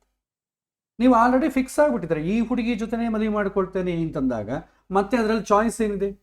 ನಾನು ಇನ್ಯಾವ ಹುಡುಗನ ಮದುವೆ ಮಾಡ್ಕೊಳ್ಳಲ್ಲ, ಹೋಗಲಿ, ಜಾತಕ ಚೆನ್ನಾಗಿಲ್ಲದ್ರೆ ಬೇರೆಯವನ್ನ ಮದುವೆ ಮಾಡ್ಕೊತೀಯಾ? ಇಲ್ಲ, ಮತ್ತೆ ಜಾತಕ ಯಾಕೆ ನೋಡಬೇಕು? ಇಲ್ಲ, ಆದರೂ ಚೆನ್ನಾಗಿದೆಯಾ ಇಲ್ಲ ಒಂದ್ಸಲ ನೋಡಿ. ಚೆನ್ನಾಗಿಲ್ಲ ಅಂತ ಬಂತು, ಮದುವೆ ಆದಮೇಲೆ ಏನಾಗುತ್ತೆ, ಅವ್ರು ಗಲಾಟೆ ಮಾಡ್ಕೊಂಡಾಗೆಲ್ಲ ಈ ಜ್ಯೋತಿಷ್ಯನ ಹೆಸರು ಬರ್ತದೆ. ಆ ಜ್ಯೋತಿಷ್ಯ ಹೇಳಿದ್ರು, ಆದರೂ ನಾ ಮದುವೆ ಮಾಡ್ಕೊಂಡೆ, ಜ್ಯೋತಿಷ್ಯ ಹೇಳಿದ್ರು ಜಾತಕ ಚೆನ್ನಾಗಿಲ್ಲ ಅಂತ ಅವಾಗೇ ಹೇಳಿದ್ರು, ಅವಾಗೇ ಬಿಡಬೇಕಾಯ್ತು, ನಿನ್ನ ತಪ್ಪು ಮಾಡಿಬಿಟ್ಟೆ. ಯಾವಾಗ ಮದುವೆ ಆದಮೇಲೆ ಗಲಾಟೆ ಬಂದ ಮೇಲೆ. ಇದರಿಂದ ಏನಾಗುತ್ತೆ, ವಿಶ್ವಾಸ ಇನ್ನಿಷ್ಟು ಕಡಿಮೆ ಆಗುತ್ತೆ. ವಿಶ್ವಾಸ ಕಡಿಮೆ ಮಾಡುವಂಥ ಯಾವ ಕೆಲಸನೂ ಜ್ಯೋತಿಷ್ಯ ಮಾಡಬಾರ್ದು. ವಿಶ್ವಾಸವನ್ನು ಹೆಚ್ಚಿಸ್ಬೇಕಷ್ಟೆ. ಜ್ಯೋತಿಷ್ಯನ ರೋಲ್ ಏನಂತಂದರೆ ಕಾನ್ಫಿಡೆನ್ಸ್ ಬೆಳೆಸ್ಬೇಕಷ್ಟೆ, ಇರೋ ಕಾನ್ಫಿಡೆನ್ಸನ್ನು ತೆಗಿಬಾರ್ದು. ಜ್ಯೋತಿಷ್ಯ ಏನು ಹೇಳಂಗೆ ಸುಮ್ಮನೆ ಇದ್ರೂ ಪರವಾಗಿಲ್ಲ, ಕಾನ್ಫಿಡೆನ್ಸನ್ನು ಹೆಚ್ಚು ಹೇಳಲಿಕ್ಕೆ ಒಂದು ಸಣ್ಣ ಸುಳ್ಳು ಹೇಳಿದ್ರು ತಪ್ಪಿಲ್ಲ, ಶಾಸ್ತ್ರ ಹೇಳ್ತದೆ ಅದ ರೀತಿ. ಇದ್ದಿದ್ದಾಗ ಹೇಳು ಅಂತೇಳಿ ಯಾರೂ ಹೇಳಿಲ್ಲ. ಜನಗಳು ಹೇಳ್ತಾರೆ, ಇದ್ದಿದ್ದಂಗೆ ಹೇಳ್ರಿ, ನಾನು ಧೈರ್ಯವಾಗಿರ್ತೀನಿ. ಅವನು ಪರೀಕ್ಷಿತ ಮಹಾರಾಜ ಮಾರಿ ಮಾತಾಡ್ತಾನೆ, ಪರವಾಗಿಲ್ಲರಿ 7 ದಿನ ಆದ್ಕೊಂಡು ನಾನು ಸತ್ತ ಇದೇ ವಿಷಯ ಹೇಳ್ಬಿಡ್ರಿ, ನಾನು ಧೈರ್ಯವಾಗಿರ್ತೀನಿ. ಇದೆಲ್ಲ ಬಾಯಿ ಮಾತಷ್ಟೇ. ಆದರೂ ಅವನಿಗೋಸ್ಕರ ನಾವು ಅಷ್ಟು ರಿಸ್ಕ್ ತೊಗೊಳೋದು ಬೇಕಾಗಿಲ್ಲ.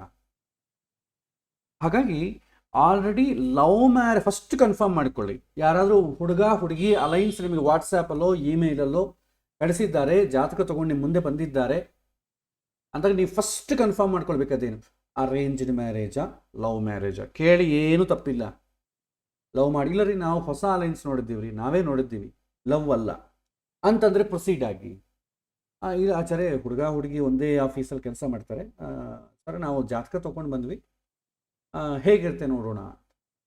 ಇಮಿಡಿಯೇಟ್ಲಿ ನೀವು ಉತ್ತರ ಕೊಡಬೇಕು. ಇನ್ ಕೇಸ್ ಜಾತಕ ಚೆನ್ನಾಗಿಲ್ಲದ್ರೆ ಬೇರೆ ಮದುವೆ ಮಾಡಲಿಕ್ಕೆ ಸಿದ್ಧರಾಗಿದ್ದಾರಾ ನಿಮ್ಮ ಮಕ್ಕಳು, ಆವಾಗ ಅವರು ಎಸ್ ಅಂತಂದರೆ ನೋಡಿ, ಸ್ವಲ್ಪ ಸಂಶಯ ಮಾಡಿ ಮುಖ ನೋಡಿ ಏನು ಮಾಡಬೇಕು, ಅದೇ ತಿಳಿಸಿ ಹೇಳಬೇಕು ಆಚಾರ್ಯ ಆ ಥರ ಈ ಥರ ಅಂದ್ರೆ ಅಂದ್ಕೊಳ್ಳಿ, ಜಸ್ಟ್ ಡ್ರಾಪ್ ಇಟ್ ಡೌನ್. ಒಂದು ನಿಮಿಷ. ಸೊ ನೀವು ನೋಡಬೇಡಿ. ಇಲ್ಲ ಅವ್ರು ಹೇಳ್ತಾರೆ, ಇಲ್ಲ ಆಚಾರ್ಯ ನಮಗೆ ಮಕ್ಕಳು ಒಂದು ಸ್ವಲ್ಪ ನೋಡಬೇಕಲ್ವಾ. ಯಾಕೆಂದರೆ ತಂದೆ ತಾಯಿಗಳು ತಿಳ್ಕೊಂಡ್ರೆ ಇನ್ನಿಷ್ಟು ನೋವು ಜಾಸ್ತಿ. ಯಾಕೆಂದರೆ ಮಕ್ಕಳು ಹೇಗೂ ಕೇಳಲ್ಲ. ನಾವೇನು ಮಾಡ್ತೇವೆ, ನಾವು ಜಾತಕ ನೋಡಿಬಿಡ್ತೇವೆ.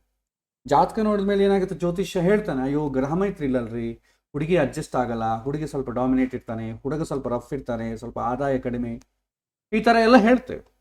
ಹೇಳಿದ ಮೇಲೂ ಕೂಡ ಅವ್ರು ಏನು ಮಾಡ್ತಾರೆ, ಅಪ್ಪ ಅಮ್ಮನ ಮಕ್ಕಳ ಮೇಲೆ ಇಷ್ಟದ ಮೇಲೆ ಏನೋ ಮಕ್ಕಳು ಇಷ್ಟಪಡ್ತಾ ಇದ್ದಾರೆ ಅಂತ ಮದುವೆ ಮಾಡಿಬಿಡ್ತಾರೆ. ಓಕೆ, ಅಲ್ಲಿವರೆಗೂ ಚೆನ್ನಾಗಿದೆ. ಮದುವೆ ಆದ ಮೇಲೆ ಯಾರಾದರೂ ಪಾಪ ಸ್ವಲ್ಪ ಸಮಸ್ಯೆಗಳು ಬಂದೇ ಬರುತ್ತೆ. ಯಾವತ್ತಿಂದನೂ ಇದೆ. ಪ್ರಾಬ್ಲಮ್ ಎಂಬುದು ಕಾಮನ್. ಪ್ರಾಬ್ಲಮ್ ಬಂದಾಗೆಲ್ಲ ಏನನ್ಸುತ್ತೆ, ಅಯ್ಯೋ ಜಾತಕ ಜ್ಯೋತಿಷ್ಯ ಹೇಳಿದ ಇಷ್ಟೇ ಆಗಲ್ಲ ಅಂಥೇಳಿ, ಆದರೂ ಮುಂದಕ್ಕೆ ಹೊರ್ದಿವಲ್ಲ, ಏನು ಮಾಡೋದು. ಸೊ ಹೇಗೋ ಒಂದು ತಪ್ಪು ಮಾಡಿಬಿಟ್ಟಿವಿ, ಇನ್ನೊಂದು ತಪ್ಪು ಮಾಡಿ ಬಿಡಿಸ್ಕೊಂಬಿಡೋಣ. ಆಯ್ತಮ್ಮ ಜ್ಯೋತಿಷ್ಯ ಹೇಳಿದ್ದಾರೆ ಚೆನ್ನಾಗಿಲ್ಲ ಅಂಥೇಳಿ, ನಿನಗೋಸ್ಕರ ನಾವು ಪ್ರೊಸೀಡ್ ಆಗಿಬಿಟ್ಟಿವಿ, ಬೇಡ ನೀವು ಬಂದ್ಬಿಡು, ನಾವು ಲಾಯರ್ ಜೊತೆ ಮಾತಾಡೋಣ. ಅಂದರೆ ಏನಾಯಿತು, ನಮ್ಮ ಪ್ರೆಡಿಕ್ಷನ್ ಅವರಿಗೆ ಹೊರಗೆ ಬರಲಿಕ್ಕೆ ನಾವು ಸಪೋರ್ಟ್ ಮಾಡ್ದಂಗೆ ಆಯಿತು. ಹಾಗಾಗಿ ಲವ್ ಮ್ಯಾರೇಜ್ ಅಂತ ಅವ್ರೇನಾದರೂ ಹೇಳಿದರೆ, ಅಂದರೆ ದೇರ್ ಇಸ್ ನೋ ಚಾಯ್ಸ್ ಅಂತ ನಿಮಗೆ ಮನಸ್ಸಿಗೆ ಗೊತ್ತಾದರೆ, ಇನ್ನು ಚಾಯ್ಸ್ ಇಲ್ಲ ಅಂತ ನಿಮಗೆ ಮನವರಿಕೆ ಆದರೆ ದಯವಿಟ್ಟು ನೋಡಬೇಡಿ. ಹೇಳ್ಬಿಡ, ಸ್ಟ್ರೈಟ್ ಅವೇ ಹೇಳ್ಬಿಡಿ, ಇಲ್ಲ ರೀ ನಾವು ನೋಡಲ್ಲ, ನೀವು ಬೇರೆ ಯಾರ ಹತ್ರ ಆದರೂ ಹೋಗಿ, ರಿಸ್ಕ್ ತಗೋಬೇಡಿ. ಆ ರಿಸ್ಕು ನಮ್ಮ ಫ್ಯಾಮಿಲಿಗೆ ಹೊಡಿತದೆ. ಜ್ಯೋತಿಷ್ಯ ತನ್ನನ್ನು ತಾನು ಕಾಪಾಡಿಕೊಳ್ಬೇಕು. ನಾವು ಇನ್ನೊಬ್ಬರಿಗೆ ಸಂತೋಷ ಕೊಡ್ಬೇಕಾದ್ರೆ ಮೊದಲು ನಾವು ಸಂತೋಷವಾಗಿರ್ಬೇಕು ತಾನೆ. ನಾವೇ 180 ಸಮಸ್ಯೆಗಳಿಂದ ಇದ್ದರೆ ನಮಗೇ ಆಗ್ಲಿದ್ರೆ ಇನ್ನು ಇನ್ನೊಬ್ಬರಿಗೆ ನಾವು ಉಪದೇಶ ಏನು ಮಾಡ್ತೀವಿ? ಪರೋಪದೇಶ ವೇಳಾಯಾಮ್ ಸರ್ವೇ ವ್ಯಾಸ ಪರಾಶರಾಹ. ಇನ್ನೊಬ್ಬರಿಗೆ ಉಪದೇಶ ಮಾಡಬೇಕಾದ್ರೆ ಪರಾಶರ ಮಹರ್ಷಿಗಳು ಎಲ್ಲ ವ್ಯಾಸರಾಗ್ಬಿಡ್ತಾರೆ. ಆದರೆ ನಮ್ಮ ಸಮಸ್ಯೆಯನ್ನು ಹೋಗಲಾಡಿಸ್ಕೊಳ್ಳೋದು ಹೇಗೆ? ಸೊ ಹಾಗಾಗಿ ನಾವು ಫಸ್ಟ್ ನಾವೇನು ಮಾಡಬೇಕು, ನಮ್ಮನ್ನು ನಾವು ಕೇರ್ಫುಲ್ಲಾಗಿ ನೋಡ್ಕೊಳ್ಬೇಕು. ನಮಗೆ ಯಾವ ತೊಂದರೆಯೂ ಬರಬಾರದು, ನಮ್ಮನ್ನು ಕೇರ್ಫುಲ್ ಆಗಿ, ಆಮೇಲೆ ಇನ್ನೊಬ್ಬರಿಗೆ. ಇಲ್ಲದಿದ್ದರೆ ತುಂಬ ಕಷ್ಟ. ನೀರಿನಲ್ಲಿ ಈಜಾಡಬೇಕಾದ್ರೆ ಯಾರಿಗಾದ್ರೂ ಹೇಳ್ಕೊಡ್ಬೇಕಾದ್ರೆ ಮೊದಲು ನಮಗೆ ಈಜು ಬಂದಿರಬೇಕು. ಒಬ್ಬ ಕುರುಡ ಇನ್ನು 4-5 ಜನಕ್ಕೆ ದಾರಿ ತೋರಿಸ್ತಾ ಇದ್ದಂದ್ರೆ ಹಂಗಾಗ್ತದೆ ಪರಿಸ್ಥಿತಿ. ಕುರುಡನ್ನು ಫಾಲೋ ಆದಂಗೆ ಆಗ್ತದೆ. ಸೊ ಹಾಗಾಗಿ ನಿಮಗೆ ಚಾಯ್ಸ್ ಇದೆ ಅಂತ ನಿಮಗೆ ಮನವರಿಕೆ ಆದಾಗ ಜಾತಕ ನೋಡಿ. No choice. ಮದುವೆ ಫಿಕ್ಸ್ ಆದ ಮೇಲಾಗಲಿ, ಮದುವೆ ಆದ ಮೇಲಾಗಲಿ, ಈ ಲವ್ ಮ್ಯಾರೇಜಲ್ಲಾಗಲಿ, ಇದರಲ್ಲಿ ಚಾಯ್ಸ್ ಇಲ್ಲ. Already they have fixed. ಅವ್ರ ಮನಸ್ಸಿನಲ್ಲಿ ಫಿಕ್ಸ್ ಆಗಿಬಿಟ್ಟಿದ್ದಾರೆ. ಅಂಥದ್ದನ್ನು ನಾವು ನೋಡ್ಲಿಕ್ಕೆ ಬರಲ್ಲ. ಪ್ರಾಬ್ಲಮ್ಸ್ ಬರುತ್ತೆ, ಏನು ಮಾಡೋಕ್ಕಾಗಲ್ಲ. ಜ್ಯೋತಿಷ್ಯ ಏನು ಮಾಡೋಕ್ಕಾಗುತ್ತೆ? ಹಿಂದಿನ ಪ್ರಾರಬ್ಧ ಅಂತ ಅನ್ಕೊಂಡು ಸುಮ್ಮನೆ ಇರಬೇಕು. ಸಮಸ್ಯೆಗಳು ಕೆಲವು ಎಲ್ಲ ಸಮಸ್ಯೆಗಳಿಗೂ ಪರಿಷ್ಕಾರ ಇಲ್ಲ. ಶಾಸ್ತ್ರವಿಹಿತವಾದ ಸಮಸ್ಯೆಗಳಿಗೆಲ್ಲ ಪರಿಷ್ಕಾರ ಇದೆ. ಶಾಸ್ತ್ರ ಸಮ್ಮತ ಇಲ್ಲದಂಥ ಸಮಸ್ಯೆಗಳಿಗೆಲ್ಲ ಕೂಡ ಪರಿಷ್ಕಾರಗಳಿಲ್ಲ. ನೀವು ಏನು ಹೇಳಿದ್ರೂ ಉಪಯೋಗ ಇಲ್ಲ. ಏನು ಚಿಂತೆ ಮಾಡಬೇಡಿ. ಇವರಿಬ್ಬರು ಈ ಹುಡುಗ ಹುಡುಗಿ ಜಾತಕ ಚೆನ್ನಾಗಿಲ್ಲದ್ರೂ 1-2-3 ಹೋಮ ಮಾಡಿಸೋಣ ಅಂದರೆ ಆಲ್ರೆಡಿ ಚೆನ್ನಾಗಿಲ್ಲದನ್ನು ಮತ್ತೆ ನೀವು ರೆಕಮೆಂಡ್ ಮಾಡು, ಅಪ್ರೂವ್ ಮಾಡು ಅಂತ ದೇವ್ರ ಹತ್ರ ರಿಕ್ವೆಸ್ಟ್ ಇಟ್ಕೊಳ್ಳೋದು ಇನ್ನಿಷ್ಟು ದರಿದ್ರ ಕೆಲಸ ಇದೆ. ಆಲ್ರೆಡಿ ಮಾಡ್ತಾ ಇರೋದು ತಪ್ಪು, ಅದನ್ನು ಮತ್ತೆ ದೇವ್ರ ಹತ್ರ ಅಪ್ರೂವಲ್ಗೋಸ್ಕರ ಕಳಿಸೋದು ಹೇಗಿದೆ? ನಾವು ತಪ್ಪು ಮಾಡಿದ್ರು ಕೂಡ ದೇವ್ರು ತಪ್ಪು ಮಾಡಲ್ಲ, ರಿಜೆಕ್ಟ್ ಮಾಡಿಬಿಡ್ತಾರೆ. ಸೊ ಹಾಗಾಗಿ ಸಮಸ್ತ ಶಾಂತಿಗಳು ಮನಃಶಾಂತಿಗೋಸ್ಕರವೇ. ದಯವಿಟ್ಟು ಎಲ್ಲ ಮನಃಶಾಂತಿಗೋಸ್ಕರ ಬೇಕಾದ್ರೆ ನಾವು ಹೋಮಗಳು ಹವನಗಳು ರೆಕಮೆಂಡ್ ಮಾಡ್ಬೋದು. ಭಗವದ್ಗೀತೆಯಲ್ಲಿ ನಾವು ಹೇಳ್ಕೊಡ್ತೀವಲ್ಲ, ಯಾವುದೇ ಪೂಜೆ ಆಗಲಿ, ಜಪ ಆಗಲಿ, ಹವನ ಆಗಲಿ, ಪಾರಾಯಣ ಆಗಲಿ, ಅಭಿಷೇಕ ಆಗಲಿ, ಅರ್ಚನೆ ಆಗಲಿ ಯಾಕೆ ಮಾಡ್ತೇವೆ? ನಮ್ಮ ಮನಸ್ಸು ಭಗವಂತನ ಕಡೆ ತಿರುಗಲಿಕ್ಕಷ್ಟೇ. ಅದರಿಂದ ಏನೋ ಮಿರಾಕಲ್ ಆಗುತ್ತೆ ಅಂತ ಎಕ್ಸ್ಪೆಕ್ಟ್ ಮಾಡಬೇಡಿ. ಡೀಪಾಗಿ ಹೋದರೆ ಇದೇ ಅರ್ಥ. ಕಿಂಡರ್ ಗಾರ್ಡನ್ ಲೆವೆಲ್ ಏನೂ ಗೊತ್ತಿಲ್ಲದವನಿಗೆ ಒಳ್ಳೇದಪ್ಪ ಪುಣ್ಯ ಬರುತ್ತೆ ಅಂತ ಹೇಳ್ತೀವಿ, ಯಾಕಂದ್ರೆ ಅಟ್ಲೀಸ್ಟ್ ಮಾಡಲಿ ಅಂತ. ಗೊತ್ತಿದ್ದವರಿಗೆ, ಜ್ಞಾನವಂತರಿಗೆ ಅದೆಲ್ಲ ಮನಃಶಾಂತಿಗೋಸ್ಕರ ಅಷ್ಟೇ. ಸಮಸ್ಯೆ ಬಂದಾಗ ಮನಃಶಾಂತಿ ಕಳ್ಕೊಳ್ತೇವೆ. ಮನಃಶಾಂತಿ ಸಿಕ್ಕಿತು ಅಂತಂದರೆ ಸಮಸ್ಯೆ ಹೋದಂಗೆ. ಅದಕ್ಕೋಸ್ಕರ ಏನು ಮಾಡ್ತೇವೆ? ನಾವು ಹೋಮ ಹವನಾದಿಗಳು ಮಾಡಿಸ್ತೇವೆ. ಏನೋ ತಪ್ಪಾಗೋಗಿದೆ, ತಪ್ಪು ಮಾಡಿದ್ದಾನೆ, ಭಗವಂತನೇ ಇವ್ರಿಗೆ ನೆಮ್ಮದಿ ಕೊಡಪ್ಪ, ಮುಂದಿನ ದಿಶಾ ನಿರ್ದೇಶ ಚೆನ್ನಾಗಿ ಮಾಡಪ್ಪ ಅಂತೇಳಿ ಒಂದು ರಿಕ್ವೆಸ್ಟ್ ಇಟ್ಕೊಡೋದು. ಆಲ್ರೆಡಿ ಜಾತಕ ಸರಿ ಇಲ್ಲ ಅಂತಂದಮೇಲೆ ಅದಕ್ಕೆ ಹೋಮ ಮಾಡಿಸ್ಬಿಡ್ರಿ. ಅವರೇ ಕೇಳ್ತಾರೆ ಇವತ್ತು ಭಾಳ ಜನ, ಜಾತಕ ಸರಿ ಬರ್ತಾ ಇಲ್ಲ ಅಲ್ರಿ, ಏನೋ ಹೋಮ ಇದ್ರೆ ಹೇಳ್ರಿ ನಾವು ಮಾಡ್ಕೊಳ್ತೀವಿ. ಏನು ಯಾವ ಪ್ರಾಬ್ಲಮ್ಗಾದ್ರೂ ಹೋಮ ಅಂತಂಬೋದು ಇದೆ ಅಂತೇಳಿ ಅವ್ರಿಗೆ ಇದಾಗೋಯ್ತು. ಹಾಗಿದಂದರೆ ನಾನು ಯಾವಾಗೂ ಸಿಗರೇಟ್ ಕುಡ್ತಾನೆ ಇರ್ತೇನೆ, ನನಗೇನು ಆಗಲಾರ್ದು ಒಂದು ಔಷಧ ಕೊಡಿ ಅಂದರೆ, ಸಿಗರೇಟ್ ಬಿಟ್ಟರೆ ಔಷಧ ಕೊಡ್ತಾರೆ. ನಾನು ಸಿಗರೇಟ್ ಕುಡಿತಾನೇ ಇರ್ತೇನೆ, ಆದರೂ ನನಗೆ ಏನಾಗಬಾರ್ದು, ನನ್ನ ಲಂಗ್ಸ್ಗೆ ಏನಾಗಬಾರ್ದು ಅಂತಂದರೆ ಪ್ರಪಂಚದಲ್ಲಿ ಯಾರಾದರೂ ಔಷಧ ಕೊಡ್ಲಿಕ್ಕೆ ಆಗ್ತದೆ? ಆಗೋದಿಲ್ಲ. ಸೊ ನಾನು ಹೀಗೆ ಇರ್ತೇನೆ, ನಾನೇನೂ ಬದಲಾವಣೆ ಮಾಡ್ಕೊಳ್ಳಲ್ಲ, ಆದರೆ ಎಲ್ಲ ನನಗೆ ಸರಿಯಾಗಬೇಕು ಅಂತ ಅದು ಹೋಮ ಏನಾದರೆ ಹೇಳ್ಬಿಡಿ. ಜ್ಯೋತಿಷ್ಯವನ್ನು, ಶಾಸ್ತ್ರವನ್ನು, ಭಗವಂತನನ್ನು ತಮ್ಮ ಕಮರ್ಷಿಯಲೈಸೇಷನಿಂದ ಎಷ್ಟು ಹೀನಕ್ಕೆ ನೋಡ್ತಾರೆ ಅಂತಂದಬೋದು ಆಶ್ಚರ್ಯಕರವಾದ ವಿಷಯ. ಅದನ್ನು ಅದೇ ರೀತಿ ಎಂಟರ್ಟೈನ್ ಮಾಡ್ತಾ ಇದ್ದಾರೆ ಭಾಳ ಜನ, ಉದರ ಪೋಷಣಾರ್ಥವಾಗಿ. ಹಾಗೆ ಮಾಡಲೇಬಾರ್ದು. ಸೊ ಒಬ್ಬ ಕೆಟ್ಟ ಗೈಡೆನ್ಸ್ ಕೊಡೋದಾಗಲಿ, ಅವನಲ್ಲಿ ಕಾನ್ಫಿಡೆನ್ಸ್ ರೆಡ್ಯೂಸ್ ಮಾಡುವಂಥ ಕೆಲಸ ಆಗಲಿ ಜ್ಯೋತಿಷ್ಯ ಯಾವತ್ತಿಗೂ ಮಾಡಬಾರ್ದು. ಹಾಗಾಗಿ ಯಾರಾದರೂ ಲವ್ ಮ್ಯಾರೇಜ್ ಅಂತ ಬಂತು ಅಂತಂದರೆ ನೋಡಬಾರದು. ನೀವು ಸ್ಟ್ರೈಟ್ ಅವೇ ಹೇಳ್ಬಿಡಿ, ನೀವು ಕನ್ಫರ್ಮ್ ಮಾಡ್ಕೊಳ್ಳಿ, ಲವ್ ಮ್ಯಾರೇಜಾ, ಎಸ್ ನೋಡಬೇಡಿ.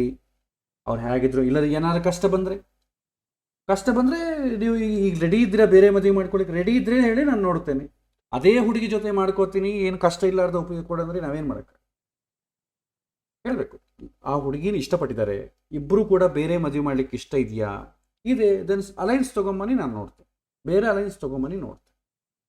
ಅದೇ ಹುಡುಗಿ ಇಷ್ಟಪಟ್ಟಿದ್ದ ಮೇಲೆ ಆಲ್ರೆಡಿ ಅವ್ರು ಫಿಕ್ಸ್ ಆದಮೇಲೆ ಜ್ಯೋತಿಷ್ಯ ಇನ್ನೇನು ಅಪ್ರೂವ್ ಮಾಡಬೇಕು? ಅವರು ಮಾಡಿದ ತಪ್ಪನ್ನು ಇವನು ಅಪ್ರೂವ್ ಮಾಡಬೇಕು ಸೀಲಾಗಿ. ಇದು ಇನ್ನಿಷ್ಟು ಮೂರ್ಖವಾದ ಕೆಲಸ. ಜ್ಯೋತಿಷ್ಯ ಇರೋದೇ ಅಪ್ರೂವ್ ಮಾಡೋಕ್ಕೋಸ್ಕರ. ಆಲ್ರೆಡಿ ಅಪ್ರೂವ್ ಆಗೋಗಿದೆ. ಮತ್ತು ಇನ್ನು ನಾವು ನೋಡೋದೇನಿದೆ? ರಬ್ಬರ್ ಸ್ಟ್ಯಾಂಪ್ ಇದ್ದಂಗೆ ಆಗ್ಬಿಡ್ತೀವಿ. ಆ ರೀತಿ ಆಗಬಾರ್ದು. ಸೊ ಇದು ತಿಳ್ಕೊಳ್ಬೇಕಾದಂಥ. ಸೊ ಇದು ಲವ್ ಆ್ಯಂಡ್ ರಿಲೇಷನ್ಶಿಪ್ ಬಗ್ಗೆ ನಾವು ಬರುವಂಥ ನಾಲ್ಕು ಪ್ರಶ್ನೆ ಮಹತ್ವವಾದ ಪ್ರಶ್ನೆಗಳು, ಮಾಮೂಲು ಪ್ರಶ್ನೆಗಳಲ್ಲ. ಸೊ ಮೊದಲನೇ ಪ್ರಶ್ನೆ ಒಂದೇ ವ್ಯಾಲಿಡ್, ಅದೆಲ್ಲ ಆಲ್ರೆಡಿ ನಾವು ನೋಡಿದ್ದೇವೆ, ಮದುವೆ ಯಾವಾಗ ಆಗುತ್ತೆ. ಬಟ್ ಮಿಕ್ಕ 3 ಪ್ರಶ್ನೆಗಳು ಕೂಡ ಇನ್ವ್ಯಾಲಿಡ್ ಕ್ವಶನ್ಸ್. ಇನ್ವ್ಯಾಲಿಡ್ ಕ್ವಶನ್ಸ್ ಅಂತ ಗ್ರಹಿಸೋದೇ ದೊಡ್ಡ ಪಾಠ. ಗ್ರಹಿಸಿ ಸುಮ್ಮನೆ ಇದ್ಬಿಡಿ, ನೀವು ಅದಕ್ಕೆ ಉತ್ತರ ಕೊಡಬೇಡಿ. ಅವನು ದುಡ್ಡು ಕೊಳ್ಳೋದ್ರೂ ಪರವಾಗಿಲ್ಲ, ಭಗವಂತ ನಿಮಗೆ ದುಡ್ಡು ಕೊಡ್ತಾನೆ ಯಾರೋ ಒಬ್ಬರ ಮೂಲಕವಾಗಿ. ನಿಜವಾಗ ನಮಗೆ ಹಣ ಬೇಕು, ಜ್ಯೋತಿಷ್ಯದ ಮೂಲಕ ನಾವು ಸಂಪಾದನೆ ಮಾಡಬೇಕು ಅಂತಂದರೆ ಇಂಥ ವ್ಯಾಲಿಡ್ ಕ್ವಶನ್ಸ್ ಬಿಟ್ಬಿಡಿ. ದೇವರು ಆರಾಮ ಜೀವನ ಮಾಡಿಸ್ತಾನ್ರಿ. ನಾನು ಜ್ಯೋತಿಷ್ಯ ಪಾಠ ಮಾಡ್ತಾ ಇದ್ದೇನೆ, ನಾನು ಕನ್ಸಲ್ಟೇಷನ್ ಮಾಡಲ್ಲ, ಯಾರಿಗೂ ನಾನು ಬೋರ್ಡ್ ಇಟ್ಕೊಂಡಿಲ್ಲ. ಯಾರು ನಾನು ಜ್ಯೋತಿಷ್ಯ ಕೇಳಕ್ಕೆ ಬರ್ತೇನೆ ಕೂಡ ನಾನು ಪಾಠ ಮಾಡ್ತೇನೆ, ಜ್ಯೋತಿಷ್ಯ ಹೇಳೋದಿಲ್ಲ, ನಾನು ಸ್ಟ್ರೈಟ್ ಅವೇ ಹೇಳಿಬಿಡ್ತೇನೆ. ಆಗಲೂ ಮೀರಿ ಯಾರಾದರೂ ಬಂತಂದರೆ ಈಗ ನನ್ನ ಕಂಡೀಷನ್ಸ್ ಈ ಥರ ಇರುತ್ತೆ, ಇಂಥದ್ದಕ್ಕೆ ಹೇಳ್ತೇನೆ, ಎಲ್ಲದಕ್ಕೂ ಹೇಳಲ್ಲ, ಈ ರೀತಿನ ಹೇಳ್ತೇನೆ. ನನಗೆ ದುಡ್ಡು ಕೊಡದೇ ಇರ್ಬೋದು, ಬರದೇ ಇರ್ಬೋದು, ಮನೆ ಮುಂದೆ ಕ್ಲೈಂಟ್ಸ್ ಇಲ್ಲದೇ ಇರ್ಬೋದು, ಬ್ಯುಸಿ ಇಲ್ಲದೇ ಇರ್ಬೋದು, ಆದರೆ ದೇವರು ನೆಮ್ಮದಿ ಕೊಟ್ಟಿದ್ದಾನೆ. ನನಗೆ ಎಷ್ಟು ಬೇಕೋ ಹಣ ಯಾರ ಹತ್ರ ಕೊಡಿಸ್ತಾ ಇದ್ದಾನೆ, ವಿದ್ಯಾರ್ಥಿಗಳ ಹತ್ರ. ಸಾಕು, ಜೀವನ ಎಷ್ಟು ಸಾಕು. ಸಂತೋಷವೂ ಬೇಕು. ಎಲ್ಲ ದುಡ್ಡು ಸಂಪಾದನೆ ಮಾಡಿದ ಯಾವುದಕ್ಕೋಸ್ಕರ? ಸಂತೋಷಕ್ಕೋಸ್ಕರ. ಆ ಸಂತೋಷ ಇದ್ದಾಗ ಪ್ರತ್ಯೇಕವಾಗಿ ಬೇರೆ ಏನು ಬೇಕಾಗಿದೆ? ಸೊ ಹಾಗಾಗಿ ಇಂಥದ್ದು ತುಂಬ ಎಚ್ಚರಿಕೆ ಇರಬೇಕು. ಜ್ಯೋತಿಷ್ಯನೋ ಒಂದು ವಿದ್ಯೆ. ಆಪತ್ಕಾಲದಲ್ಲಿ ಅಥವಾ ನಮಗೆ ಯಾವುದೋ ಒಂದು ಉಪಯೋಗ, ಏನೂ ಕೆಲಸ ಇಲ್ಲದಾಗ ಇದು ನಮಗೆ ಹೆಲ್ಪ್ ಮಾಡುತ್ತೆ, ಅದರಲ್ಲಿ ಏನೂ ಸಂಶಯ ಇಲ್ಲ. ಆದರೆ ನಾವು ಸ್ವಲ್ಪ ರೂಲ್ಸು ಸಿಸ್ಟಮ್ ಇಟ್ಕೊಂಡ್ರೆ ಭಗವಂತ ಆನಂದ ಕೊಡ್ತಾನೆ, ಹಣವೂ ಕೊಡ್ತಾನೆ, ಎಷ್ಟು ಬೇಕೋ ಅಷ್ಟು ಕೊಡ್ತಾನೆ. ಇಲ್ಲ ನಮಗೆ ಭಗವಂತ ಕೊಡೋದು ಸರಿ ಹೋಗೋದಿಲ್ಲ, ನಂಗೆ ಇನ್ನೂ ಜಾಸ್ತಿ ಬೇಕು ಅಂತ ಬೇರೆ ಕೆಟ್ಟ ಹಾದಿಯನ್ನು ಮಾಡಿದರೆ ಆ ಬಂದಂಥ ಹಣವೇ ನಮಗೆ ತೊಂದರೆ ಕೊಡೋಕ್ಕೆ ಶುರು ಮಾಡ್ತದೆ. ಸೊ ಇದು ತುಂಬ ತುಂಬ ಎಚ್ಚರಿಕೆಯಿಂದ ಇರಬೇಕು. ಸೊ ಇದು ಇವತ್ತಿನ ಪ್ರಶ್ನೆಗಳು. ಇನ್ನು ಒಂದು 10ರಿಂದ 15 ನಿಮಿಷ ಇದೆ. ನೀವು ಏನಾದರೂ ಫರ್ದರ್ ಏನಾದರೂ ಪ್ರಶ್ನೆಗಳಿದ್ರೂ ಕೂಡ ನೀವು ಕೇಳ್ಬೋದು. ಇವತ್ತಿನ ಪಾಠದಲ್ಲಾಗಲಿ ಅಥವಾ ಜನರಲ್ ಕ್ವಶನ್ಸ್ ಆಗಲಿ ಏನಾದರೂ ಇದಕ್ಕೆ ಒಂದು 15 ನಿಮಿಷದ ಕಾಲ.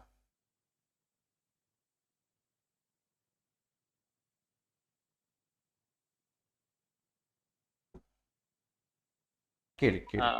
ವಿವಾಹಕ್ಕೆ ಅಂತ ಪ್ರಯತ್ನ ನಡೆಸುವಾಗ ಗುರುಬಲ ಅನ್ನೋದು ಗಂಡು ಹೆಣ್ಣು ಇಬ್ಬರಿಗೂ ಇರ್ಬೇಕಾ ಅಥವಾ ಯಾರಿಗಾರು ಒಬ್ರಿಗಿದ್ರೆ ಸಾಕು? ಕನಿಷ್ಠ ಪಕ್ಷ ಯಾರಿಗಾದ್ರೂ ಒಬ್ಬರಿಗಾದ್ರೂ ಇರಬೇಕು. ಇಬ್ಬರಿಗೂ ಇದ್ರೂ ಒಳ್ಳೇದು, ಇಬ್ಬರಿಗಿಲ್ಲದ್ರೂ ಯಾರಿಗಾದ್ರೂ ಒಬ್ಬರಿಗಿದ್ರೂ ಒಳ್ಳೇದು. ಮಿನಿಮಮ್ ಇರಬೇಕು, ಒಬ್ಬರಿಗಾದ್ರೂ ಮಿನಿಮಮ್ ಇರಬೇಕು. ಇಬ್ಬರಿಗೂ ಇರಬೇಕು ಅಂತ ಏನಿಲ್ಲ ಇವತ್ತಿನ ಜನ್ರೇಷನಲ್ಲಿ. ಯಾರಿಗಾದ್ರೂ ಒಬ್ಬರಿಗಿದ್ರೂ ಕೂಡ, ಇವಾಗ ಸಪೋಸ್ ಹುಡುಗ ಇದ್ದಾನೆ, ಇನ್ನ ಮದುವೆ ಆಗ್ತಾ ಇಲ್ರಿ, ಗುರುಬಲ ಇಲ್ಲ ಅಂತ ಹೇಳ್ತೇವೆ. ಒಂದು ವೇಳೆ ಯಾವ್ದನ್ನ ಅಲೈನ್ಸ್ ನೋಡಿದ್ರೆ ಅನ್ಕೊಡಿ, ಅವ್ರಿಗೇನಾದ್ರೂ ಗುರುಬಲ ಇದ್ರೂ ಕೂಡ ಆಗೋಗುತ್ತೆ. ಸೊ ಒಬ್ಬರಿಗಿದ್ರು ಸಾಕು. ಸರಿ ಗುರುಗಳೇ, ಒಂದು ಕುಂಡ್ಲಿಯಲ್ಲಿ ಒಂದು ಗಂಡು ಯಾರು, ಹುಡುಗ ಯಾರು, ಹುಡುಗಿ ಯಾರು, ಅಥವಾ ಮಗಳು ಯಾರಾಗ್ತಾರೆ ಅಂತಂದೇಳಿ ಗೊತ್ತಾಗತ್ತೆ. ಬಟ್ ಅಷ್ಟು ಡೀಪ್ ನೋಡೋದು ಇಮ್ಮಿಡಿಯೇಟ್ ಅಲ್ವಾ, ಕಷ್ಟ ಅದು ಹೇಳೋದು. ಯಾಕಂದ್ರೆ ಒಂದೊಂದ್ಸಲ ಏನಾಗುತ್ತೆ, ಎಲ್ಲ ಅಲೈನ್ಸ್ ತೊಗೊಂಬರ್ತಾರೆ, 3-4 ಅಲೈನ್ಸ್ ತೊಗೊಂಬರ್ತಾರೆ. ಇವ್ರು 3 ಜನರಲ್ಲಿ ಯಾರ ಜೊತೆ ನನ್ನ ಮದುವೆ ಆಗುತ್ತೆ ಅಂತ ಕೇಳ್ತಾರೆ. ಅದೆಲ್ಲ ಏನಂತಂದ್ರೆ ನೋಡ್ಬೋದು, ತುಂಬಾ ವರ್ಕೌಟ್ ಮಾಡ್ಬೇಕು, ಅದಕ್ಕೆ ಸಾಹಸ ತುಂಬಾ ಡೀಪಾಗಿ ನೋಡ್ಬೇಕಾಗುತ್ತೆ. 3 ಜಾತಕಗಳು ಹಾಕೋಬೇಕು. ಆ 3 ಜಾತಕಗಳಿಗೂ ಪಾಯಿಂಟ್ಸ್ ಎಷ್ಟು ಬರ್ತಾ ಇದೆ, ಇವನಿಗೆ ವೈವಾಹಿಕ ಜೀವನದಲ್ಲಿ ಇವನ ಜೀವನ ಹೇಗಿದೆ, ಅದಕ್ಕೆ ಹತ್ತಿರ ಇರೋದು ಯಾವ್ದು, ಈ 3 ಜನದಲ್ಲಿ ಯಾವ್ದು ಹತ್ತಿರ ಇದೆ, ಆಮೇಲೆ ಇವನಿಗೆ ಗೋಚಾರವೂ ಚೆನ್ನಾಗಿದೆಯಾ, ಇವನು ಎಸ್ಸು ಅಂತಾನ, ಇದೆಲ್ಲ ನೋಡ್ಬೇಕಾಗುತ್ತೆ. ಇದೆಲ್ಲ ಏನಂತಂದ್ರೆ ಸ್ವಲ್ಪ TDS ಜಾಬ್ ಇದು.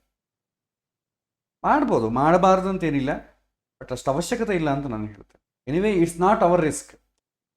ಯಾಕಂದರೆ ನಾವೇ ಹೇಳಿದ್ವಿ ಅಂದ್ಕೊಳ್ಳಿ, ನೀವು ಈ ಹುಡುಗಿ ಜೊತೆ ಮದುವೆ ಆಗ್ತೀಯ ಅಂತ ಹೇಳಿದ್ರೆ ಅಂದ್ಕೊಳ್ಳಿ, ಏನಾಗ್ತದೆ, ಸಮ್ ಟೈಮ್ ಆದಮೇಲೆ ಅವರು ನೆಗೆಟಿವ್ ತಗೊಳ್ತಾರೆ.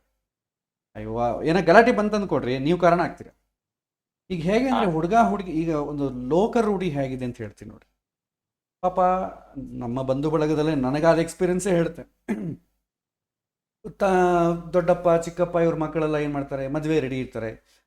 ನಿನ್ನ ಜ್ಯೋತಿಷ್ ಅಲ್ವಾ, ನಿನ್ನ ಹತ್ರ ಭಾಳಷ್ಟು ಅಲೈನ್ಸಸ್ ಬರ್ತಾ ಇರ್ತಲ್ವಾ, ಯಾವುದಾದ್ರೆ ನಮ್ಮ ಮಗಳಿಗೆ ಒಳ್ಳೆ ಸಂಬಂಧ ಇದ್ದರೆ ನೋಡು ಅಂತ ಹೇಳ್ತಾರೆ.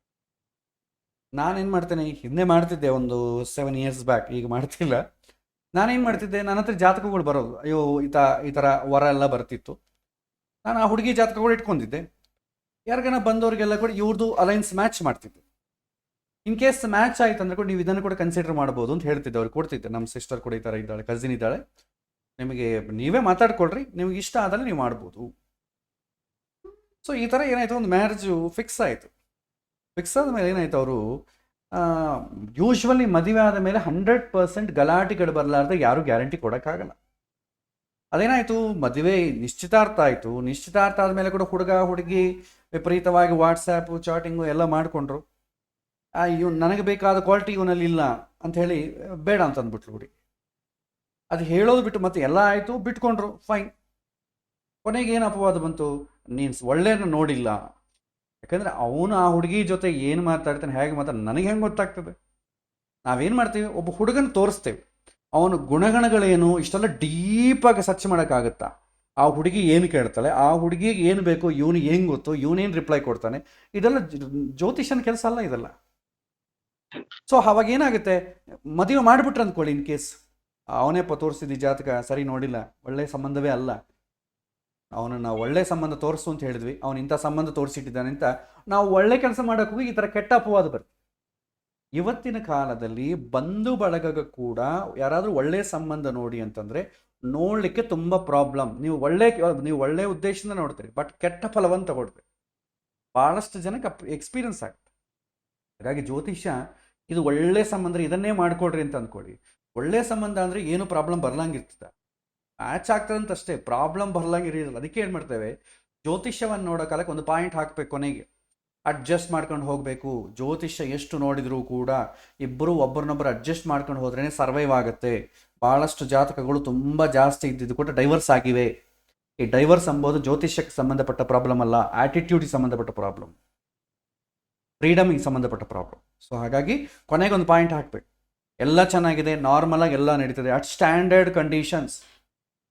ನಮಗೆ ಒಂದು ವೆಹಿಕಲ್ ಇಂಟ್ರೊಡ್ಯೂಸ್, ಒಂದು 2 ವೀಲರ್ ಹೀರೋ ಹೋಂಡಾ ಅಂತ ಅಂದ್ಕೊಳ್ಳಿ, ಪರ್ ಲೀಟರ್ 80 ಕಿಲೋಮೀಟರ್ಸ್ ಅಂತ ಹಾಕ್ತಾನೆ, ಮೇಲೆ ಒಂದು 2 ಸ್ಟಾರ್ ಮಾರ್ಕ್ ಹಾಕಿರ್ತಾನೆ, conditions apply at standard conditions. ಅಂದರೆ ಏನು, ನೀವು ಸ್ಟ್ಯಾಂಡ್ ಹಾಕಿಬಿಟ್ಟು ನೀವು ಸ್ಪೀಡ ರೈಸ್ ಮಾಡಿದರೆ ಅದು ಟ್ಯಾಕೋಮೀಟ್ರ್ ಇಟ್ಟು ವೀಲಿಗೆ ಇಟ್ಟರೆ ಎಷ್ಟು ಸ್ಪೀಡ್ ಹೋಗುತ್ತೆ ಅಂತಂದರೆ ನಿಮಗೆ 80 ಕಿಲೋಮೀಟರ್ಸ್ ಹೋಗುತ್ತೆ.